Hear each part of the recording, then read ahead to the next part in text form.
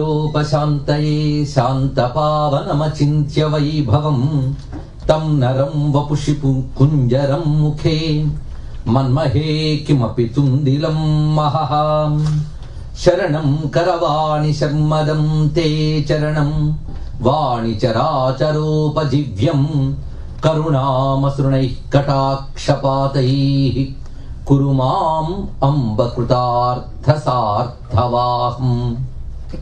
శారదా శారదాంభోజవదనా వదనాంబుజే సర్వదా సర్వదాస్మాకం సన్నిధిః సన్నిధిం క్రియాత్.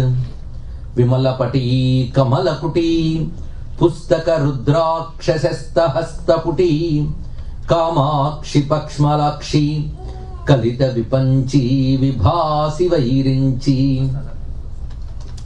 వాగర్థావివ సంపృక్తౌ వాగర్థ ప్రతిపత్తయే జగతః పితరౌ వందే పార్వతీ పరమేశ్వరౌ.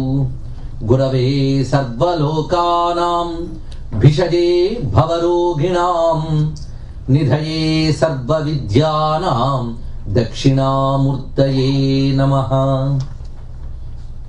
నారాయణ సమారంభాం వ్యాస శంకర మధ్యమాం అస్మదాచార్య పర్యంతాం వందే గురు పరంపరాం. నారాయణం నమస్కృత్య నరం చైవ నరోత్తమం దేవీం సరస్వతీం వ్యాసం తతో జయముదీరయేత్. యజ్ఞేశ అచ్యుత గోవింద మాధవ అనంత కేశవ కృష్ణ విష్ణో హృషీకేశ వాసుదేవ నమోస్తుతే. శ్రీ వాసుదేవ నమోస్తుతే. శివాయ గురవే నమః. శివాయ గురవే నమః. శివాయ గురవే నమః. శివాయ గురవే నమః. శివాయ గురవే నమః. శివాయ గురవే నమః. శ్రీమాత్రే నమః. శ్రీమాత్రే నమః. శ్రీమాత్రే నమః. శ్రీమాత్రే నమః. శ్రీమాత్రే నమః. శ్రీమాత్రే నమః.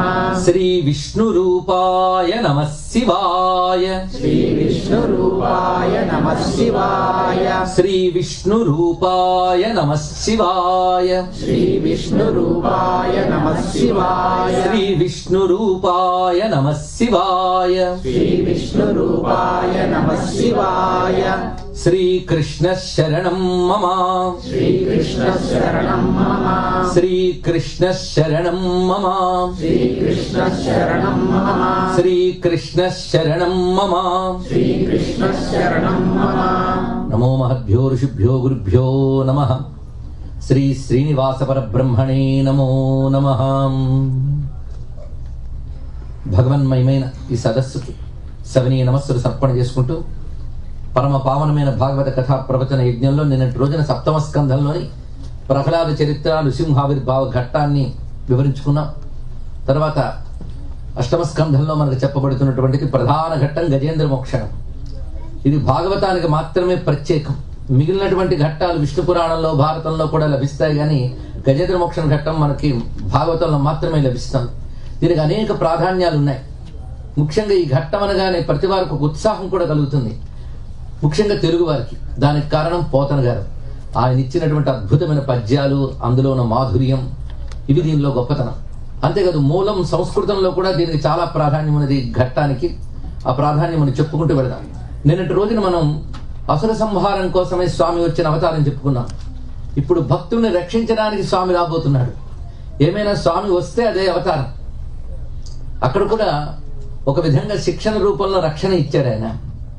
వాళ్ళిద్దరూ హిరణ్యాక్ష హిరణ్యకశిపుని సంహరించడానికి స్వామి అవతరించాడు. అయితే అనేక ప్రశ్నలు మనకు వస్తాయి. మనకే ప్రశ్నలు వస్తాయో ముందే ఊహించాడు వ్యాసుడు. అందుకే పరీక్షిత్ మహారాజు గొప్ప ప్రశ్న వేస్తాడు. భగవత్ సృష్టే కదా ఈ ప్రపంచం అంతా. అక్కడ అందులో కొందరు రాక్షసులను సృష్టించి వాళ్ళచే దుర్మార్గాలు చేయించి తిరిగి వాళ్ళని శిక్షించి ఎందుకు ఇందుకు కథలు నడపాలి అని అడిగాడండి. చాలా మందికి వచ్చే ప్రశ్న ఇది. అయితే భగవంతుడు ఒక శక్తి ప్రదాత, కర్మ ఫలప్రదాత. అంతేగాని ప్రతి దుర్మార్గ బుద్ధి ఆయన చేయిస్తాడని చెప్పడానికి వీల్లేదు. ఇక్కడ మనం చెప్పుకున్న వర్షం పడుతుంది, అనేక రకాల వృక్షాలు వస్తాయి, అందులో చేదు ఫలాల వృక్షాలు కొన్ని, ముళ్ళ చెట్లు కొన్ని వస్తాయి. ఇవన్నీ వర్షం వల్లే వచ్చాయని ఎంత నిజమో, ఆ ముళ్ళకి, ఆ చేదుకి, ఆ తీపికి వర్షం కారణం కాదు. కేవలం ఉన్న కర్మ బీజమున్న అది ఫలింపజేసింది అంతే. అలా మన యొక్క కర్మలకి ఫలాన్ని ఇచ్చేటువంటి శక్తి పరమేశ్వరుడు. ఆయన లేకపోతే ఏ కర్మానుభవము లేదు ఇక్కడ. ఇది తెలుసుకోవాల్సింది. సూర్యుడు ఉదయించినప్పుడు పువ్వులు విచ్చుకుంటాయి, రాళ్లు వేడెక్కుతాయి, అనేక రకమైన మార్పులు సృష్టిలో కనబడతాయి. ఈ మార్పుల్ని సూర్యకిరణాల వల్లే వచ్చాయి, కానీ నిజానికి ఆయన సాక్షి మాత్రంగా శక్తి ప్రదాత అంతా మాత్రమే. అంతేగాని పువ్వులు విచ్చుకోవని వెళ్ళి రెక్కలు విప్పలేదు, రాతిని వేడెక్కించలేదు. వాటి యొక్క సహజ జీవశక్తి ఒకటి ఉన్నది. వావి స్వామి ద్వారా శక్తిని పొందాయి. ఇది తెలుసుకోవాల్సింది. చైతన్య దృష్టితో చూస్తే అంతా సమానమే, ఉపాధి దృష్టితో భేదం ఉంటుంది. అంతేకాదు సృష్టిలో 3 గుణాలు ఉంటాయి, ఉండాలి కూడా. సత్వ రజస్తమో గుణాలు. ఈ మూడింటితోనే ప్రపంచం నడుస్తూ ఉంటుంది. 3 ఉండాలి. కేవలం ఒక్క గుణం ఉన్నవాడు ఎవ్వడూ ఉండడు. ప్రపోర్షన్స్ లో తేడా ఉండవచ్చు. సత్వగుణం బాగా ఉంటే వాళ్ళని దేవతలు అంటారు, తమో గుణం ఎక్కువ పాళ్ళు ఉంటే భూత ప్రేతాదులు అంటారు. పిశాచాది జాతులు కూడా దాంట్లోకి వెళ్తాయి. అలాగే పశుపక్షాదులకు కూడా తమో గుణమే ఎక్కువ ఉంటుందిట, మానవులకు ఎక్కువ ఉంటుంది రజోగుణం. అది తెలుసుకోవాల్సింది. మిగిలిన గుణాలు ఉండవని కాదు, కానీ ప్రపోర్షన్ తక్కువ. మానవుడి సాధనతో సత్వగుణాన్ని పెంచుకుంటూ వెళితే అతడు భగవత్ స్వరూపాన్ని పొందడానికి తగిన ప్రయత్నం చేయగలడు. అందుకే సాధన అనగా సత్వగుణాన్ని పెంపొందించుకుంటూ వెళ్ళడమే సాధన. 3 గుణాలు ఉంటాయి. అయితే ఈ 3 గుణాలు ఉండడం మంచిది, కానీ రజోగుణ తమో గుణాల చేతిలో సత్వగుణం ఉండిపోతే చాలా ఇబ్బంది. ఇది ఎలాంటిదంటే రావణ కుంభకర్ణ చేతిలో విభీషణుడు ఉన్నట్టు. పాపం లంకలో విభీషణుడు ఉన్నాడు, కానీ డామినేషన్ మాత్రం అన్నలిద్దరిది. వాళ్ళే రజోగుణం తమో గుణం. మొత్తం ఈ 3 గుణాలు అర్థం చేసుకుంటే పురాణాలన్నీ అర్థమైపోతాయి. ఎప్పుడు రాక్షసులు జంటలే. మీరు పరిశీలించండి. హిరణ్యాక్ష హిరణ్యకశిపులు, ఇటు రావణ కుంభకర్ణులు, ఇంకా తర్వాత రేపు వస్తారండి శిశుపాల దంతభక్తుడు. వీళ్ళు అయితే మొదట వీళ్ళిద్దరు చేసేంత గొడవ తర్వాత వాళ్ళు ఏం చేయలేదు. పురుషులు కొట్టుకుపోయినట్టు కృష్ణావతారం యొక్క మహాధాటిలో వాళ్ళు కొట్టుకుపోయారు. వాళ్ళు పెద్ద చరిత్ర ఏం కనబడదు, పెద్ద తపస్సులు ఏం కనబడవు, వీళ్ళకే తపస్సు కనబడుతుంది. మన ఎవరో అడిగారు, ఏమంటే కృతయుగం చాలా గొప్ప యుగం అంటారు కదా, మరి అప్పుడు కూడా హిరణ్యాక్ష హిరణ్యకశిపులు ఉన్నారంటే అధర్మం అప్పుడు కూడా ఉన్నట్టు కదండి అని. అంటే ధర్మాధర్మాలు ఎప్పుడూ ఉంటాయి. సత్వరజస్తమో గుణముల మధ్య ఘర్షణ ఎప్పుడు ఉంటుంది. ఘర్షణ లేనిది ప్రపంచం ఉండదు, తెలుసుకోవాలి. నిరంతరం ఘర్షణ ఉంటూనే ఉంటుంది. ఘర్షణ ఎప్పుడు ఉండదయ్యా అంటే ప్రళయంలో ఉండదు. మన నిద్దట్లో చాలా మంచివాళ్ళం, అలాగా ప్రళయంలో ఘర్షణలే ఉండవు. వెలకు వస్తే తెలుస్తుంది ఎవడు ఎలాంటి వాడు. అలా ప్రళయకాలంలో అన్ని బీజ దశలు ఉంటాయి, తిరిగి ఉత్పత్తి కాలంలో వెలికి వస్తూ ఉంటాయి. ఇది తెలుసుకోవాల్సిన ప్రధానమైన అంశం. ఇక్కడ సృష్టిలో ఘర్షణ ఉంటుంది. అయితే అది కృతయుగంలో జరిగిన ఘట్టాలు కొద్ది భాగం, కొంతసేపే. అది మొత్తం ప్రపంచమంతా అధర్మం అవలేదు. కలియుగంలో అలా కాదు, మానవులు కూడా అధర్మ పూర్తులు అవుతారు. ఒక దుష్టుడైనటువంటి దుర్మార్గుడు ఉండవచ్చు ఏ యుగంలోనైనా, అతను పరమాత్మ శిక్షించాడు. అంతేకాదు కృతత్రేతల్లో రాక్షసులు మీరు పరిశీలిస్తే తపశ్శక్తి సంపన్నులు, ఒక్కొక్కరు సామాన్యులు కాదు. దేవతలతో తలపడగలిగిన వాళ్ళు, భగవంతుడు ప్రత్యక్షంగా స్వరూపం ధరించి వచ్చి అక్కడ చూపించే లీలలు కూడా కలియుగంలా ఉండవు. ద్వాపర యుగం వచ్చినప్పుడు శిశుపాల దంతభక్తులకు అంత తపస్సు లేదు కూడా మనం పరిశీలించినట్లయితే. ఇలా మనం గమనించుకుంటూ ఉంటే అప్పుడు రాక్షసులైనా చాలా గట్టి వాళ్ళే. వాళ్ళిద్దరూ హిరణ్యాక్ష హిరణ్యకశిపులు దేనికి ప్రతీకలంటే రజోగుణ తమో గుణానికి ప్రతీకలట. ఆ మాట భాగవతం ఇస్తుంది. రజస్తమో దీషితులై 3 గుణాలు ప్రపంచంలో ఉంటాయి, కానీ ఎప్పటికప్పుడు జాగ్రత్తగా చేస్తూ ఉండాలండి. ఇక్కడ ఇళ్ల ముందు లాన్ పెంచుతూ ఉంటారు, గడ్డి ఏదో పెంచుతున్నా కదా అలా వదిలేయకూడదు. మళ్ళీ అప్పుడప్పుడు వాటిని లెవెల్ చేస్తూ ఉండాలి, లేకపోతే ఫైన్ వేస్తారట. పెంచడం ఎందుకు, మళ్ళీ లెవెల్ చేయడం ఎందుకు, అసలు లేకుండా ఉంటే అని మీరు అనగలరా? లేదు, ఉంచాలి, లెవెల్ చేస్తూ ఉండాలి. అలాగే పరమాత్మ ఈ రజస్తమో గుణాలు ఉంచుతూ ఉంటాడు, ఎప్పటికప్పుడు లెవెల్ చేస్తూ ఉంటాడు. అది తెలుసుకోవాలి.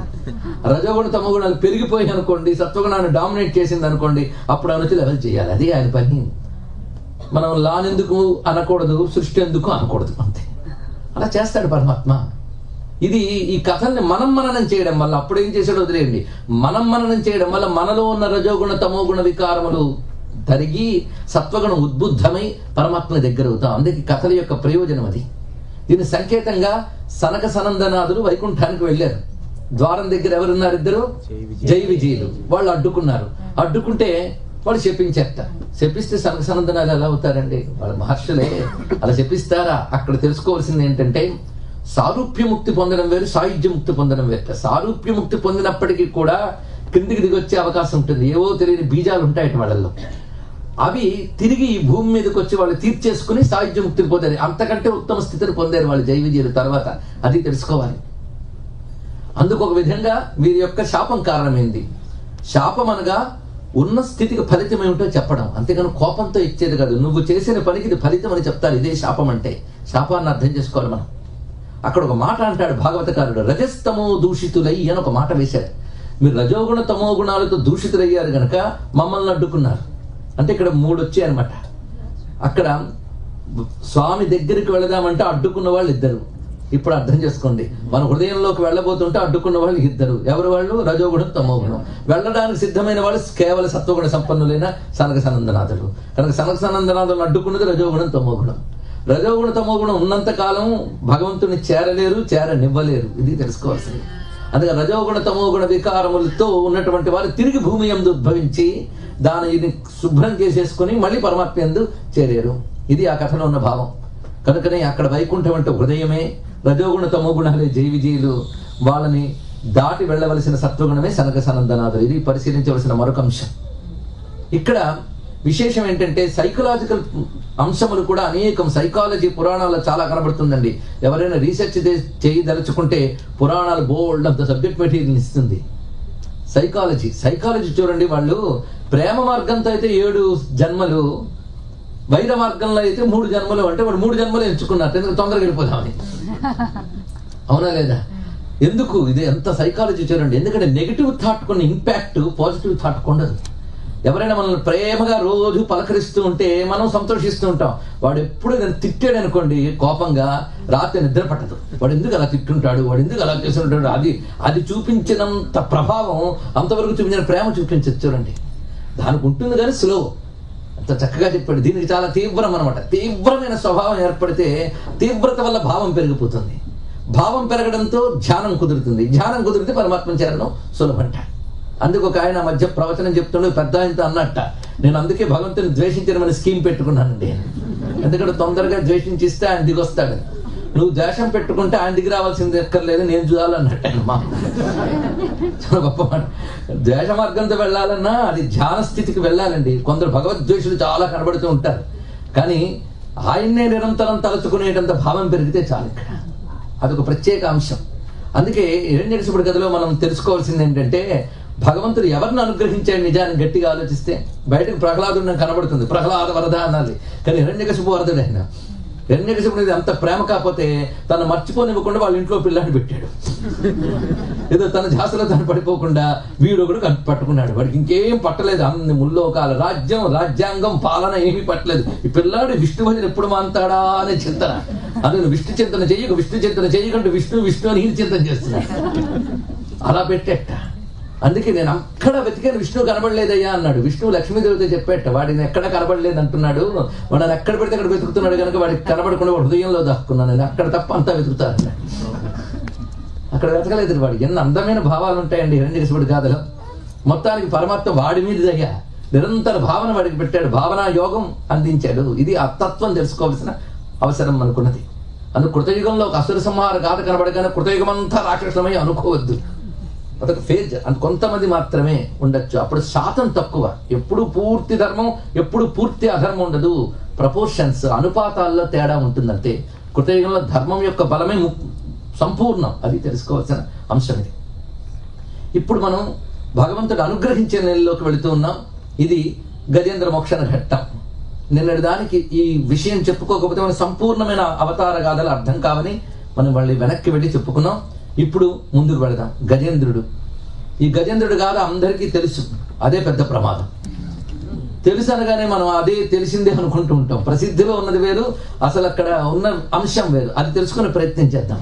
అందుకే తెలియనివి చెప్తే ఒక ప్రమాదం, అసలు ఏమీ తెలియని చెప్తే అదొక పూర్తి న్యూ అవగానే ఆస్వాదించారు. బాగా తెలిసింది చెప్తే తెలిసిందే నేను అంటాం, అది ప్రమాదం. అందుకు మనం తెలిసి తెలియని చెప్పాలి, లేదా తెలిసిన దాంట్లో తెలుసుకోవలసింది చెప్పాలి. ఇప్పుడు ఈ గజేంద్రుడు కథలో ప్రధానంగా మనకు తెలిసి ఏంటంటే, అతడు చాలా ఒక కాసారంలోకి దిగాడు, మొసలు పట్టింది, దుఃఖించాడు. అప్పుడు పరమాత్మ దిగి వచ్చాడు, తన చక్రంతో మొసలిని నరికి వేశాడు. గజేంద్రుడు దుఃఖం నుంచి బయటపడ్డాడు. నిజానికి భగవద్ రక్షణ చక్కగా పొందాడు. ఇది మనకు తెలిసింది. ఇదే అయితే గజేంద్ర మోక్షం అని చెప్పుకోనక్కర్లేదు. దీనిలో అసలు ప్రధానంగా ఎన్నో ఉన్నాయి. గజేంద్ర మోక్ష ఘట్టానికి ఉన్న ప్రాధాన్యం తర్వాత వివరణలో మనకు అలుగు తెలుస్తుంది. ఇది జరిగిన కథ ఎక్కడ జరిగిందంటే భూమి యందు జరిగిందని భాగవతం వర్ణించలేదు. క్షీర సముద్రం అంట, అక్కడ త్రికూట పర్వతం అంట, అక్కడ జరిగింది. అంటే దాని లెవెల్ వేరు, ఆ స్థానం వేరు. అది అక్కడ జరిగినటువంటి గాథ. ఎందుకంటే అది ముందు ఒప్పుకుంటేనే ఇక్కడ ఉన్న అనేక అద్భుతాలను అంగీకరించగలమని. ఒకప్పుడు ఈ గజేంద్రుడు తన తోటి ఏనుగులతో, ఆడ ఏనుగులతో కలిసి తిరుగుతున్నాడు. ఇద్దరు ఏనుగుల్లో ఏనుగు కాదు, ఏనుగులకు రాజు. అది తెలుసుకోవాల్సింది. అంటే ఎంత ప్రాధాన్యం ఉన్నదో చూడండి. సృష్టిలో ఎక్కడున్నా గొప్పగా ఉండడం గొప్పది.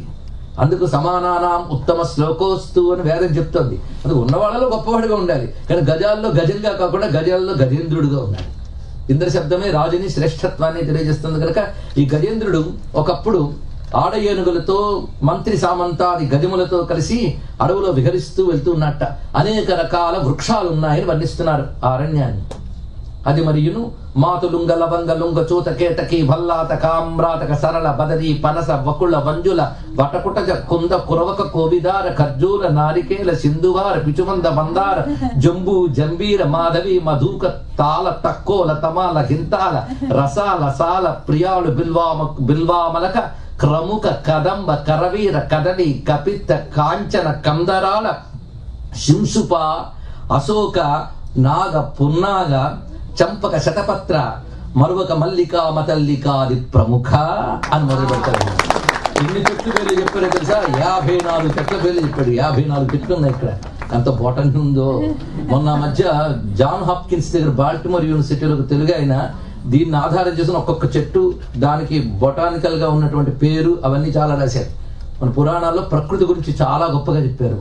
మన పాపం పిల్లల్ని కూడా పచ్చని చెట్టు చూపించాం. వాళ్ళ కారులో కూర్చున్నా వాళ్ళు ఎలా చూసుకుంటూ ఉంటారు. చుట్టూ అది చూడలేదు. ప్రకృతితో టచ్ పోతుంది. ఎవరైనా చక్కగా ఆరు బయట కూర్చొని కబుర్లు చెప్పుకొని కుటుంబాలు పోయాయి. వాడు వచ్చేప్పుడు వీడు టీవీ చూస్తుంటాడు. వచ్చావు కూర్చో, మధ్యలో కావాలా, సరే ఇద్దరు టీవీలో లేని. ప్రకృతితో ఎక్కడ అనుబంధం అండి? చెట్టు పుట్టతో అనుబంధం ఉండాలి. ఈ వనానికి ఒక ప్రాధాన్యం ఉన్నది, ఈ చెట్లు పేర్లు విన్న ఒక ప్రాధాన్యం ఉన్నది. అంతేకాదు ఆ చెట్లన్నీ ఎలా ఉన్నాయి అంటే వివరిస్తున్న నిరంతర వసంత సమయ సౌభాగ్య సంపద అంకురిత పల్లవిత కుసుమిత కోరకిత ఫలిత లలిత బిటపి బిటపి వీరు నివహంబును అన్నారు. అంటే వసంత సమయం, నిరంతర వసంత సమయం అంటే అక్కడ. ఎందుకంటే ఆ దివ్య భూమికి గనక వృక్షములు ఎప్పుడూ పచ్చగా చక్కగా ఉంటూ శోభిల్లుతున్న అనేక కాసారములు, అందమైన అరణ్యం. అలాంటి అరణ్యంలో తిరుగుతున్నాడు. పైగా మంచి శారీరక పుష్టి, యవ్వనం, చుట్టూ భజన చేసే వాళ్ళు ఉంటే ఎలా ఉంటుందండి? చాలా హాయిగా ఉంటుంది. తనను మించిన వాళ్ళు లేడనే భావం ఉంటుంది. పైగా రోజులు పైలా పచ్చిగా గడిచిపోతున్నాయి ఆనందంగా. అసలు ఎక్కడ ఏ ధోకా లేదు, అనుకున్నవన్నీ అమరిపోతున్నాయి. అప్పుడు ఉంటుందండి ఈ వాటు ఉంటే అప్పుడు అన్ని బాగున్నంత కాలం. అసలు దేవుడు ఎవడు, వీడెవడు, వాడెవడు, అసలు ఎందుకు చేయాలండి దేవుడిని అన్నాడు ఒక ఆయన. ఎందుకు సాధన చేయాలని? ఇలా జరిగిపోతుంది కాలం. అలాగా ఒక వేసవి కాలంలో, అక్కడున్న వేసవిలో వాళ్ళు తిరుగుతూ ఉండగా చుట్టూ ఉన్న ఏనుగులు అన్నట్టు బాగా మనం అలసిపోయాం, ఇక్కడున్న జలపాతంలో కాస్త దిగి ఓలలాడదామా అని అడిగారు. సరే పదండి అన్నారు. వెళ్ళారు. చక్కగా అందరూ కలిసి ఒక కాసారంలో దిగారండి. ఇవన్నీ మన కథే, అందుకే జాగ్రత్తగా వింటూ ఉండాలి ఈ కథలో ఉన్న విశేషాలు. ఇక్కడ ఆ కాసారంలో దిగ్గానే అందరూ దిగారు కదా, ఏదో నీరు తాగొచ్చి కదా పైన పోసుకోవడం మొదలెట్టారు. పోనీ ఏనుగులు కదా, జలకాలు ఆడారు, ఆడారు. తర్వాత ఆట చాలా తీవ్రమైపోయిందట. దిగిరావద్దు, ఇంకా ఎక్కువసేపు కూర్చున్నారు. దాంట్లో అది కలవరపడింది మొత్తం ఆ సరోవరం. ఎప్పుడైతే కాసారం కలవరపడిందో ఆ కలవరపాటికి ఏమిటి అని విఘ్నం జరిగినట్టుగా, భంగపడ్డట్టుగా అందులో ఉన్న మొసలి ఒకటి లేచిందిట.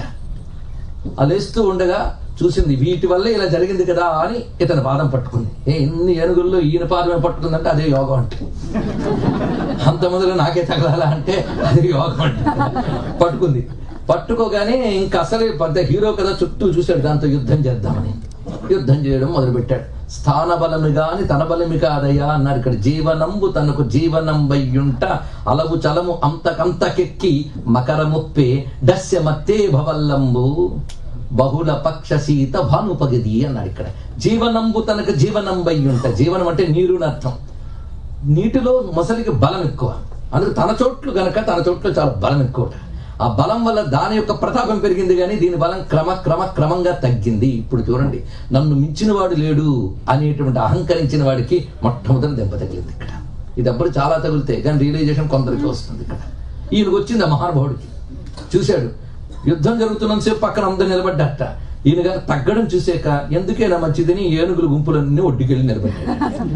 ఇక్కడ చూస్తున్నాడు, జీవితాన్ని ఇక్కడ చిత్రిస్తున్నాడు చూడండి. ఇక్కడ ఈ గజేంద్రుడు ఎవరు, ఈ కాసారం ఎవరు, ఆ మొసలి ఎవరు చక్కగా అర్థం చేసుకోమని చెప్తున్నారు పోతున్నారు. ఊహ కలంగి జీవన పుటోలము నంబడి పోరుచు మహామోహలతా నిబద్ధ పదమున్ విడిపించు కొనంగలేక సందేహము పొందు దేహి క్రియా దీనదశన్ గజముండే భీషణ గ్రాహ దురంత దంత పరిఘట్టిత పాద కురాగ్రశల్యమై. చూసారా, మొట్టమొదటి చెప్పినప్పుడు లేతగా చెప్పాడు, చివరికి గట్టిగా రాశాడు. ఎందుకంటే గట్టిగా పట్టింది మోసలి, అందుకంటే గట్టిగా రాశాడు. అద్భుతం. భీషణ గ్రాహ దురంత దంత పరిఘట్టిత పాద కురాగ్రశల్యమై. ఆ మొసలి యొక్క కోరలతో పట్టబడి క్రమంగా క్షీణించాడు. ఈ పరిస్థితి ఎలా ఉందంటే ఊహ కలంగి జీవన పుటోలమునంబడి పోరుచు. ప్రతివాడు బతుకు ఇంతేనండి. ఎన్నో ఊహలు, ఎన్నో అంచనాలు, ఎన్నో ప్లానింగ్లు, ఎన్నో యాంబిషన్స్, వీటన్నిటితో జీవితంలో ప్రవేశిస్తాడు చాలా ఉత్సాహంగా. జీవితం అంటే సంసారం, సంసారం అన్న జీవితం అన్న ఒకటే. సంసారం అంటే పెళ్లి చేసిన తర్వాత వచ్చేది కాదు అర్థం, బతుకే సంసారం అంటే అర్థం. సమ్యక్ సరతీతి సంసార, ఒక ప్రవాహం, జనన మరణ రూప ప్రవాహమే సంసారం. ఈ సంసారం అనే కాసారంలో ఎన్నో ఊహలతో అంచనాలతో దిగుతాడు. ఏదో అవసరమైనంత దాహం తెచ్చుకోవడం పనికిరాదు, దానిలో ఇంకా మునిగి తేలుదామని ప్రయత్నిస్తూ ఉంటే పట్టుకుంది. ఏది మహామోహలతా నిబద్ధ పదమున్ విడిపించు కొనంగలేక. ఎలా అర్థం చేసుకోవాలో కవి మనకి ఇచ్చేశాడు. మోహలతా నిబద్ధ పదం, ఇంకా మొసలి పట్టుకున్న భయంకరంట మోహం. మోహం పడుతుందట. మోహం అంటే సత్యాన్ని అసత్యం అనుకోవడం, అసత్యాన్ని సత్యం అనుకోవడం, సత్యమైన పరమాత్మను గుర్తించలేకపోవడం, అసత్యమైన ప్రపంచాన్ని సత్యం అనుకోవడం. ఇలా చెప్తారు కానీ నాకు ఎప్పటికీ అసత్యం సత్యం అనిపిస్తుంది అంటే మోహం బాగుందని అర్థం. ఏం చేస్తాం? ఈ మోహం ఎలాంటిదంటే అద్భుతమైన తాడు అల్లుకుంటే వేరండి. మహామోహ లతా నిబద్ధ పదము. పోతన గారు ఎంత గొప్పగా చెప్పారు. ఒక తీగ గట్టిగా పట్టేస్తే ఎలా ఉంటుంది, దాని చిక్కులు చిక్కులుగా ఉంటుంది, దాన్ని తీయడం మహా కష్టం. ఈ మోహం తీగలా పట్టేస్తుంది. ఆ మోహాన్ని విడిపించుకొనంగలేక సందేహము పొందు దేహి క్రియా దీనదశన్ గజముండే. ఇది నిజానికి ఎవరికైనా జీవితంలో తప్పదు. అన్నీ కలిసి వస్తున్నంత కాలం తనను మించిన వాడు లేడనుకుంటాడు. వెంటనే ఎక్కడో ఒక దెబ్బ తగిలితే అంతవరకు ఉన్న ధైర్యాలన్నీ సడలిపోతాయి. మనిషి రెండింటిని నమ్ముకుంటాడండి, తన బలాన్ని తన బలగాన్ని. అంతే కదా, తనకంటూ బలం ఉందని తనకంటూ బలగం ఉందని రెండూ తనకున్నాయని నమ్మాడు ఎవడు? గజేంద్రుడు. మొదట తేలిపోయింది, బలగం అక్కడ లేడు, అందరూ పక్కకి వెళ్ళిపోయారు. ఇంతే జీవితంలో గుర్తుపెట్టుకోండి. మన దగ్గర అన్ని ఆడుతున్నంతకాలం చుట్టూ అందరూ నువ్వు ఇంద్రుడివి చంద్రుడివి, నిన్ను విడిచి నేను పోలేను పాటలు ఇవన్నీ ఉంటాయి ఉన్నంతకాలం. అంతే. తర్వాత గతవతి వాయో దేహాపాయ చెప్తున్నాడు. యావత్ విత్తోపర్జన శక్త తావన్ నిజ పరివారో రక్త. సన్యాసుడి సంసారుడి జీవితం ఎంత భయంకరమో సన్యాసి చెప్పాడండి మహానుభావుడు. అని సంసార అనుభవం ఏమిటి, వాళ్ళకి అనుభవం ఎందుకు దర్శించాలి, అందుకు గొప్పగా చెప్తున్నాడు. యావత్ విత్తోపర్జన శక్త తావన్ నిజ పరివారో రక్త పశ్చాత్ జీవతి జర్జర దేహే వార్తాం కోపిన పృచ్ఛతి గేహే అన్నాడు మహానుభావుడు. సత్యం. కానీ మనం దీన్ని డైజెస్ట్ చేసుకోవడం భయపడి అబ్బాయి వేదాంతం చెప్తాంలేండి అంటాం. కానీ అసత్యం అని పక్కకి తీయట్లేదు, వేదాంతం అని పక్కకు వస్తున్నాం. ఎప్పుడో మన నెత్తి మీద పెడితే అప్పుడు అర్థమవుతుంది. అప్పుడు కూడా అర్థమవుతుందని గ్యారంటీ లేదు. బాగుపడే యోగం ఉంటే అర్థమవుతుంది. మొత్తానికి నీలో బలం క్షీణించింది, బలగం ముందే పోయింది, బలం క్షీణించింది. తనవారు అనుకున్న బలగం పోయింది, తనది అనుకున్న బలము క్షీణించింది. ఇది పరిస్థితి అన్నమాట. బలగం బలం రెండు క్షీణించే ఎప్పుడో ఆలోచిస్తున్నాడు.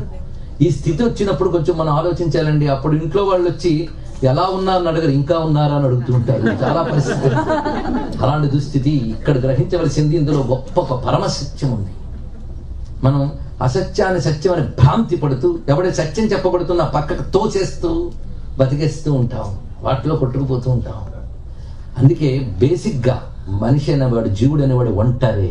ఇది తెలుసుకోవాలి, వాడు ఒంటరే. మమ భ్రాంతి ఒప్పుకోవాల్సిందే. నాది బలం, అది భ్రాంతే. కనుక ఆ ఒంటరితనాన్ని అంగీకరించాలండి ముందు.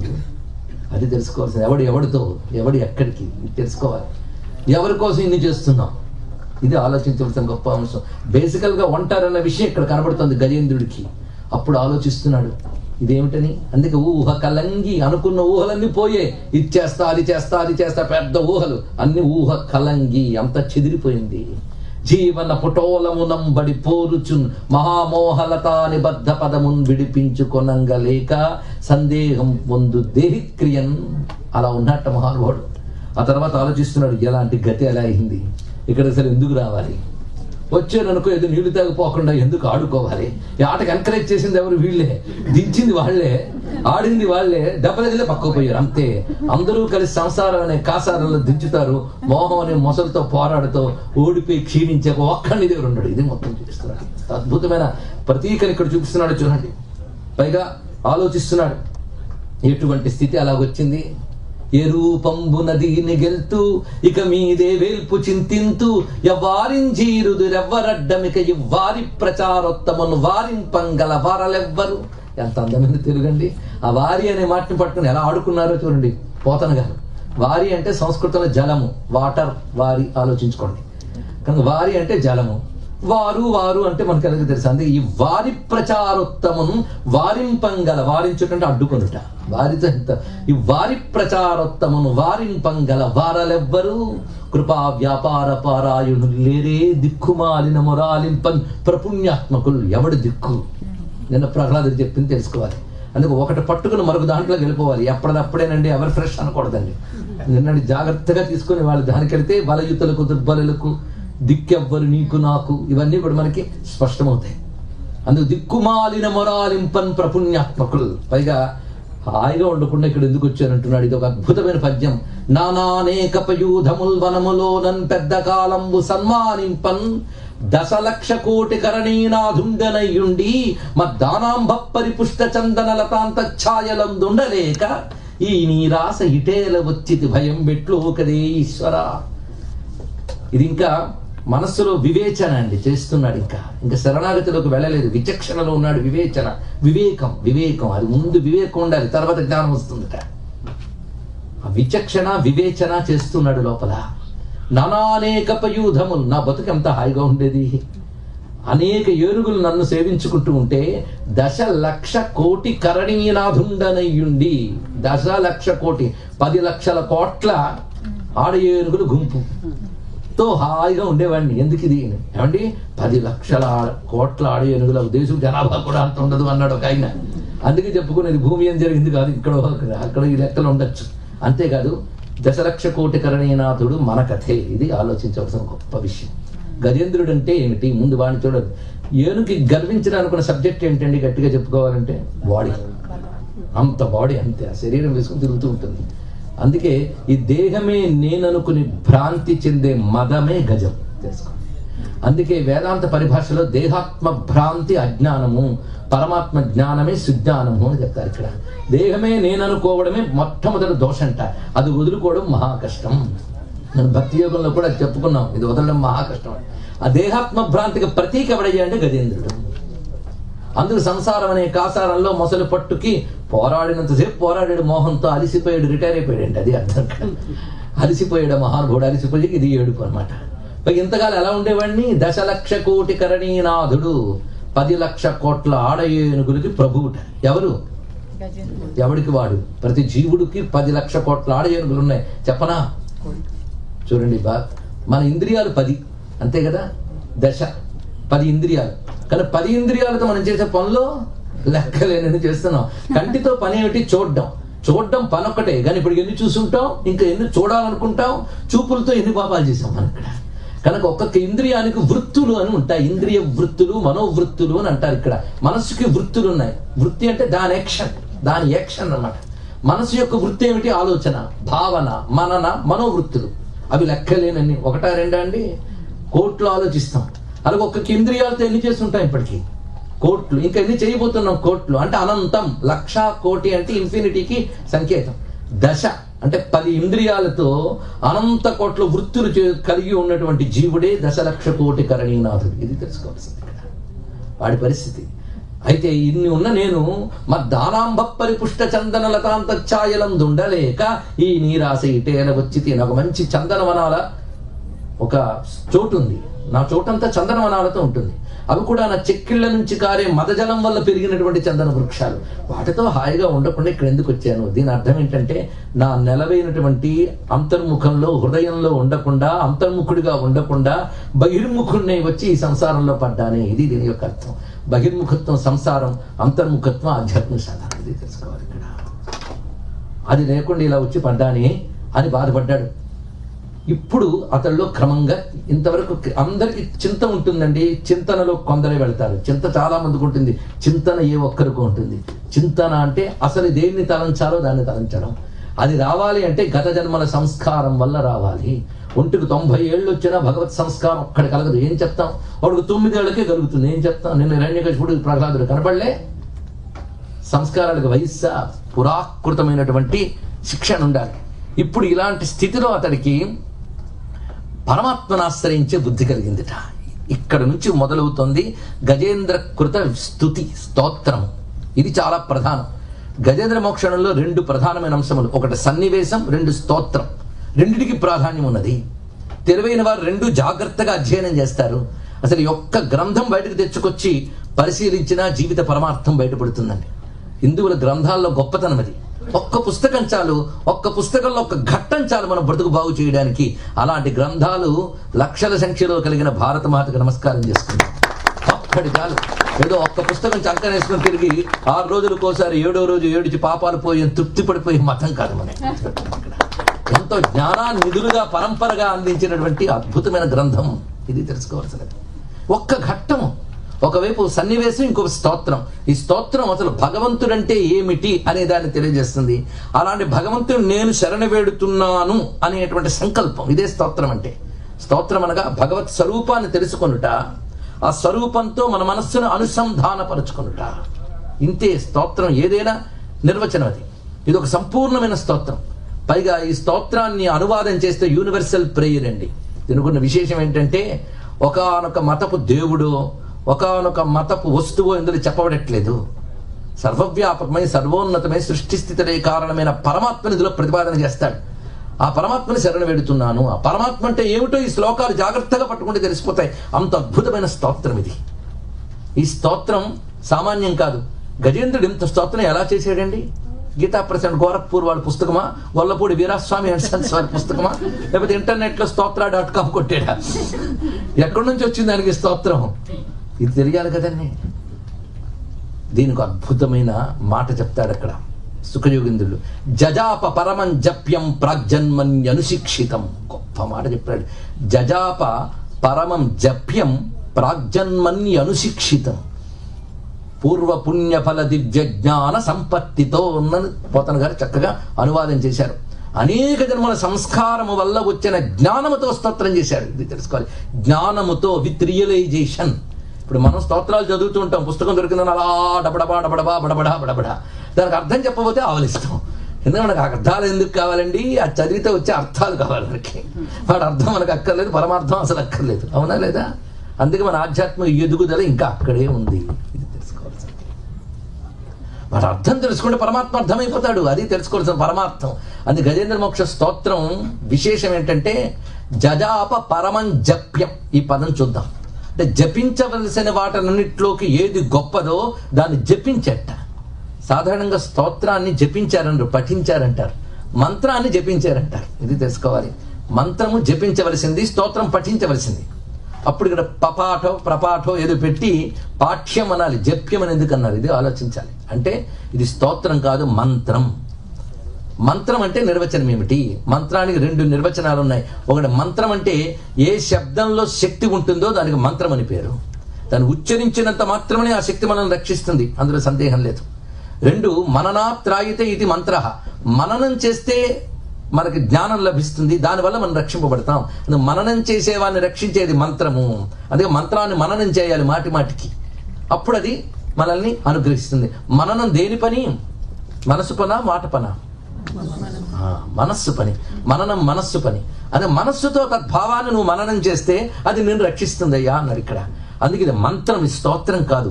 అందుకే దీన్ని పఠించితే అర్థం తెలిసి ప్రయోజనం పొందడం తర్వాత, ముందు పఠించడం వల్ల, చెవిలో పడ్డం వల్ల వీటికి మంత్ర మహిమ ఉండి అనుగ్రహం లభిస్తుంది. అలాంటి స్తోత్రం. ఇలాంటి స్తోత్రం ప్రాగ్జన్మన్యనుశిక్షితం. పూర్వజన్మల సంస్కారం వల్ల పలికింది హఠాత్తుగా అతని నుంచి. ఇది సంపూర్ణమైన భగవద్ జ్ఞానంతో చేస్తున్నాడు. ఆ జ్ఞానం ఇతనికి ఎలా వచ్చిందయ్యా? ఒక్క మొసలి పట్టు అతన్ని రియలైజ్ చేసింది. అది తెలుసుకోవాలి ఇక్కడ. రియలైజేషన్. మొసలి పట్టు వల్ల జీవితం అంటే ఏమిటి అనేది బాగా అర్థమైంది. అర్థం అవడమే కాదు, పరమాత్మ అంటే ఏమిటో స్పష్టమైంది అతనికి. ఇప్పుడు నా బలం అని తిరిగాను, ఇప్పుడు ఆ బలం క్షీణించింది. బలం ఇచ్చిన వాడెవడు, బలం తీసిన వాడెవడు, అతడే అసలు బలం అని తెలుసుకున్నాడు. ఇది ఆలోచన.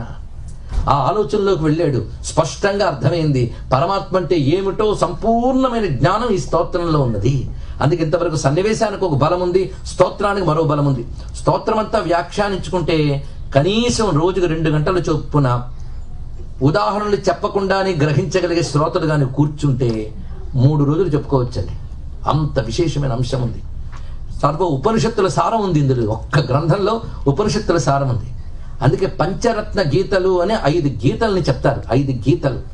భగవద్గీత ఒకటి. అంటే గీత అంటే ఏమిటి అది ఒకటి తెలియాలి కదా మనకి. గీత అంటే బ్రహ్మ విద్య, పరమాత్మ గురించి తెలియజేసే శాస్త్రానికి గీత అని పేరు. మనకు తెలిసి గీతలు 5 ఉన్నాయట, ప్రధాన గీతలు. ఎన్నో లెక్కలేని గీతలు ఉన్నాయి, కానీ ప్రధాన గీతలు ఏంటంటే మొదటిది భగవద్గీత, రెండవది విష్ణు శాస్త్రం. అంటే విష్ణు శాస్త్రం కూడా జ్ఞాన గ్రంథం, ఊరికైనా చదివేసేది కాదు, అర్థం తెలుసుకుని చేస్తే అది జ్ఞానమే ఇస్తుంది, కానీ అది గీతే. మూడవది మహాభారతంలో శాంతి పర్వంలో భీష్ముడు వారు అంపశయ్యం మీద ఉన్నప్పుడు కృష్ణస్తుతి చేస్తాడు. దాని భీష్మ స్తవరాజం అని పేరు. అది 3వ గీత. 4వది కూడా మహాభారతంలోని శాంతి అనుశాసన పర్వాల్లో అనుస్మృతి అని ఒకటి ఉంటుందండి. అనుస్మృతి అంటే ఎల్లవేళలా తలంచుకోవలసినది.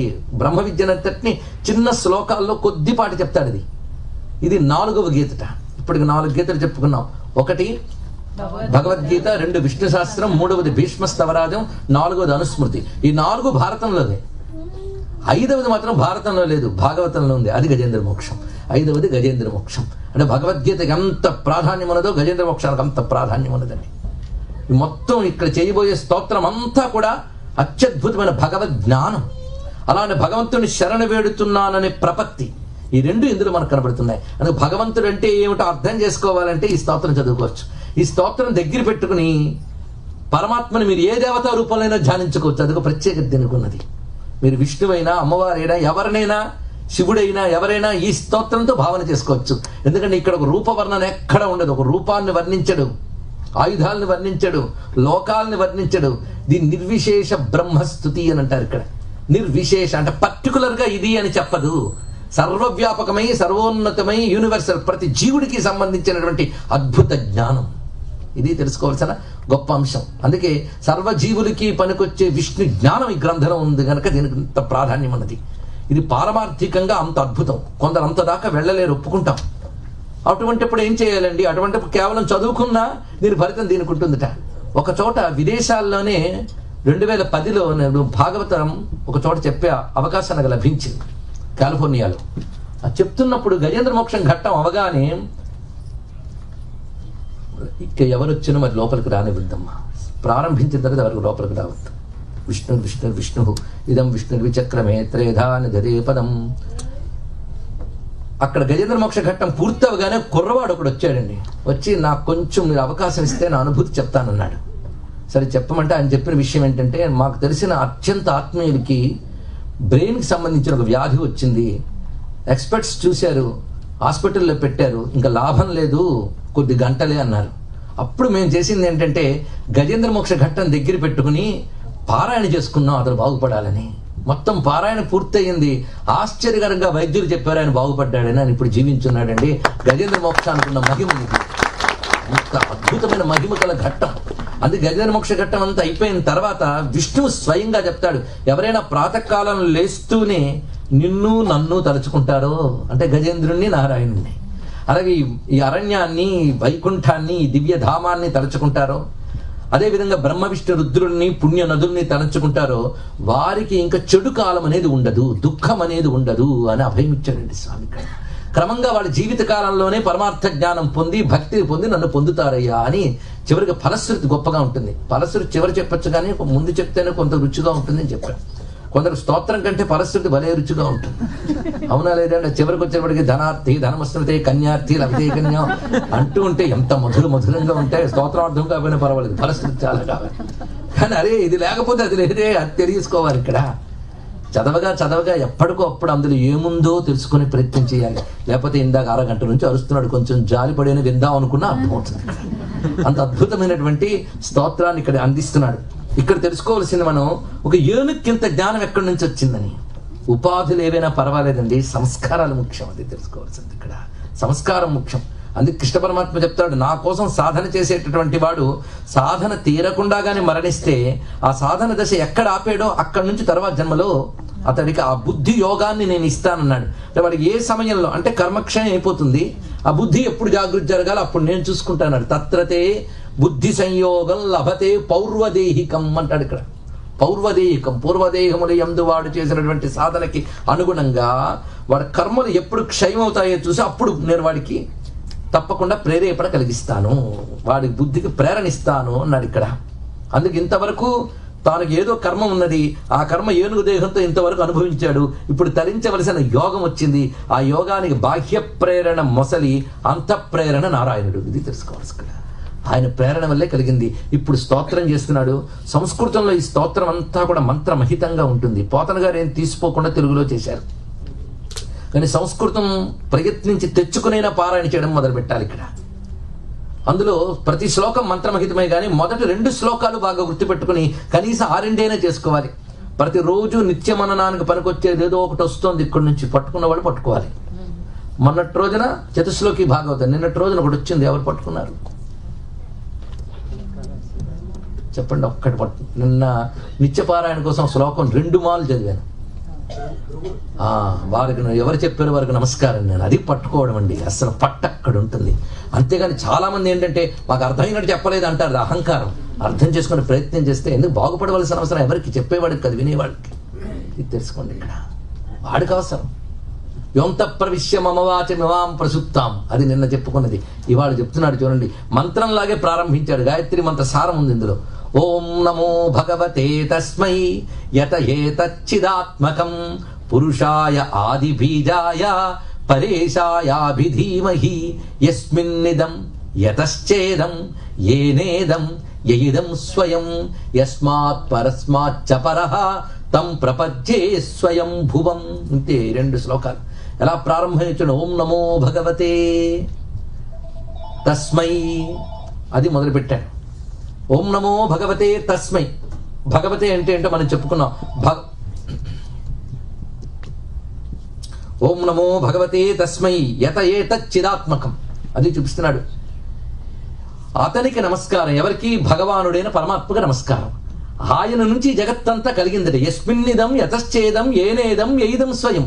ఎవరి వల్ల కలిగిందో, ఎవరి యందు పెరుగుతోందో చూడండి. ఆయన వల్ల కలిగి ఆయనకు టాటా చెప్పొచ్చేది ఇది ప్రపంచం. ఆయన వల్ల కలగడమే కాదు, ఆయన యందే పెరుగుతుంది. అందుకు యస్మిన్నిదం యతశ్చేది, ఎవరి యందు ఇదం. ఇదం అంటే ప్రపంచం. ఎత్ అంటే పరమాత్మ. ఎత్ అంటే ఎవడో. నీకు ఇంకా అనుభవానికి రాలేదు కనుక ఎవడో. అనుభవానికి వస్తే ఆయన అని చెప్తావు. అనుభవానికి రానంత సేపు ఎత్. ఎత్. ఆ ఎత్తుని తెలుసుకునే ప్రయత్నమే యజ్ఞం. ఇది ఒకటి ఆలోచించవలసిన గొప్ప విషయం అని ఇక్కడ. యహ, ఎవడు. యస్మిన్నిదం యతశ్చేదం ఏనేదం, ఎవరి వల్ల కలుగుతున్నదో, ఎవరి యందు పెరుగుతున్నదో, ఎవరి యందు లయమవుతున్నదో ఆయన పరమాత్మ. ఆయన యందు సృష్టి స్థితిలయలు కలుగుతున్నాయి, కానీ ఆయనకి సృష్టి స్థితిలయలు లేవు. అతను ఎటువంటి వాడే? నమో ఓం నమో భగవతే తస్మై యత ఏతచ్చిదాత్మకం పురుషాయ ఆదిబీజాయ. ఎంత పురుషాయ. పురుష అంటే పూర్ణత్వాత్ పురుష, పరిపూర్ణమైనటువంటి వాడు. ఆది బీజం, సృష్టంతటికి మూలమైనటువంటి వాడు. పరేశాయ, ఆయన ఎటువంటి ఈశ్వరుడయ్యా అంటే ఆయనకు పైన మరొక ఈశ్వరుడు లేడు. ఈశ్వరుడు అంటే నియంత, నియామకుడు, నడిపేవాడు. అన్నిటినీ నడిపేవాడు ఆయన. ఆయన నడిపేవాడు ఎవడు లేడు. అందుకు పరేశాయ. అతన్ని అభిధీమహి, గాయత్రి మంత్రంలో ధీమహి, ఇక్కడ అభిధీమహి. అంత గొప్ప మాట. ధీమహి అంటే ధ్యానిస్తున్నాను, ఉపాసిస్తున్నాను. బుద్ధి పనండి.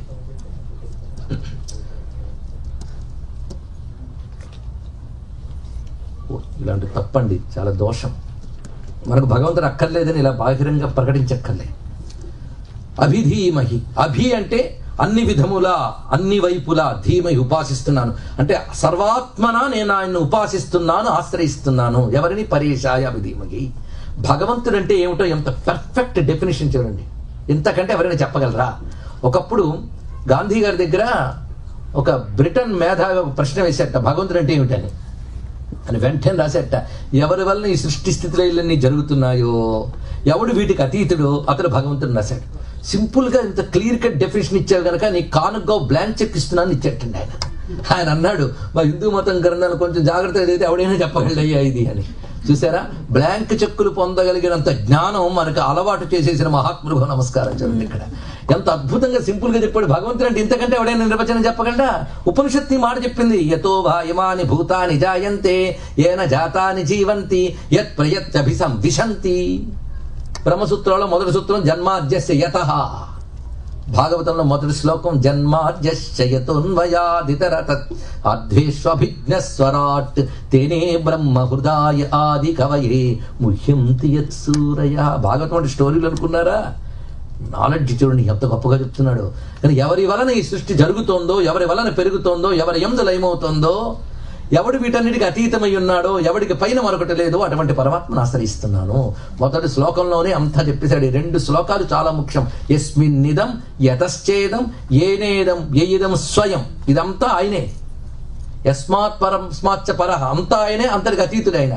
ఇది చిన్న ఉదాహరణ. మనం బహుశా నిన్న మొన్న కూడా చెప్పుకుని ఉంటాం. సముద్రము కెరటాలు ఉదాహరణ ఎప్పుడు గుర్తుపెట్టుకోండి. శంకర భగవత్పాలు కూడా విష్ణు షట్పదిలో ఇదే ఉదాహరణ చెప్తారు అన్నిటి అర్థం చేసుకోవడానికి.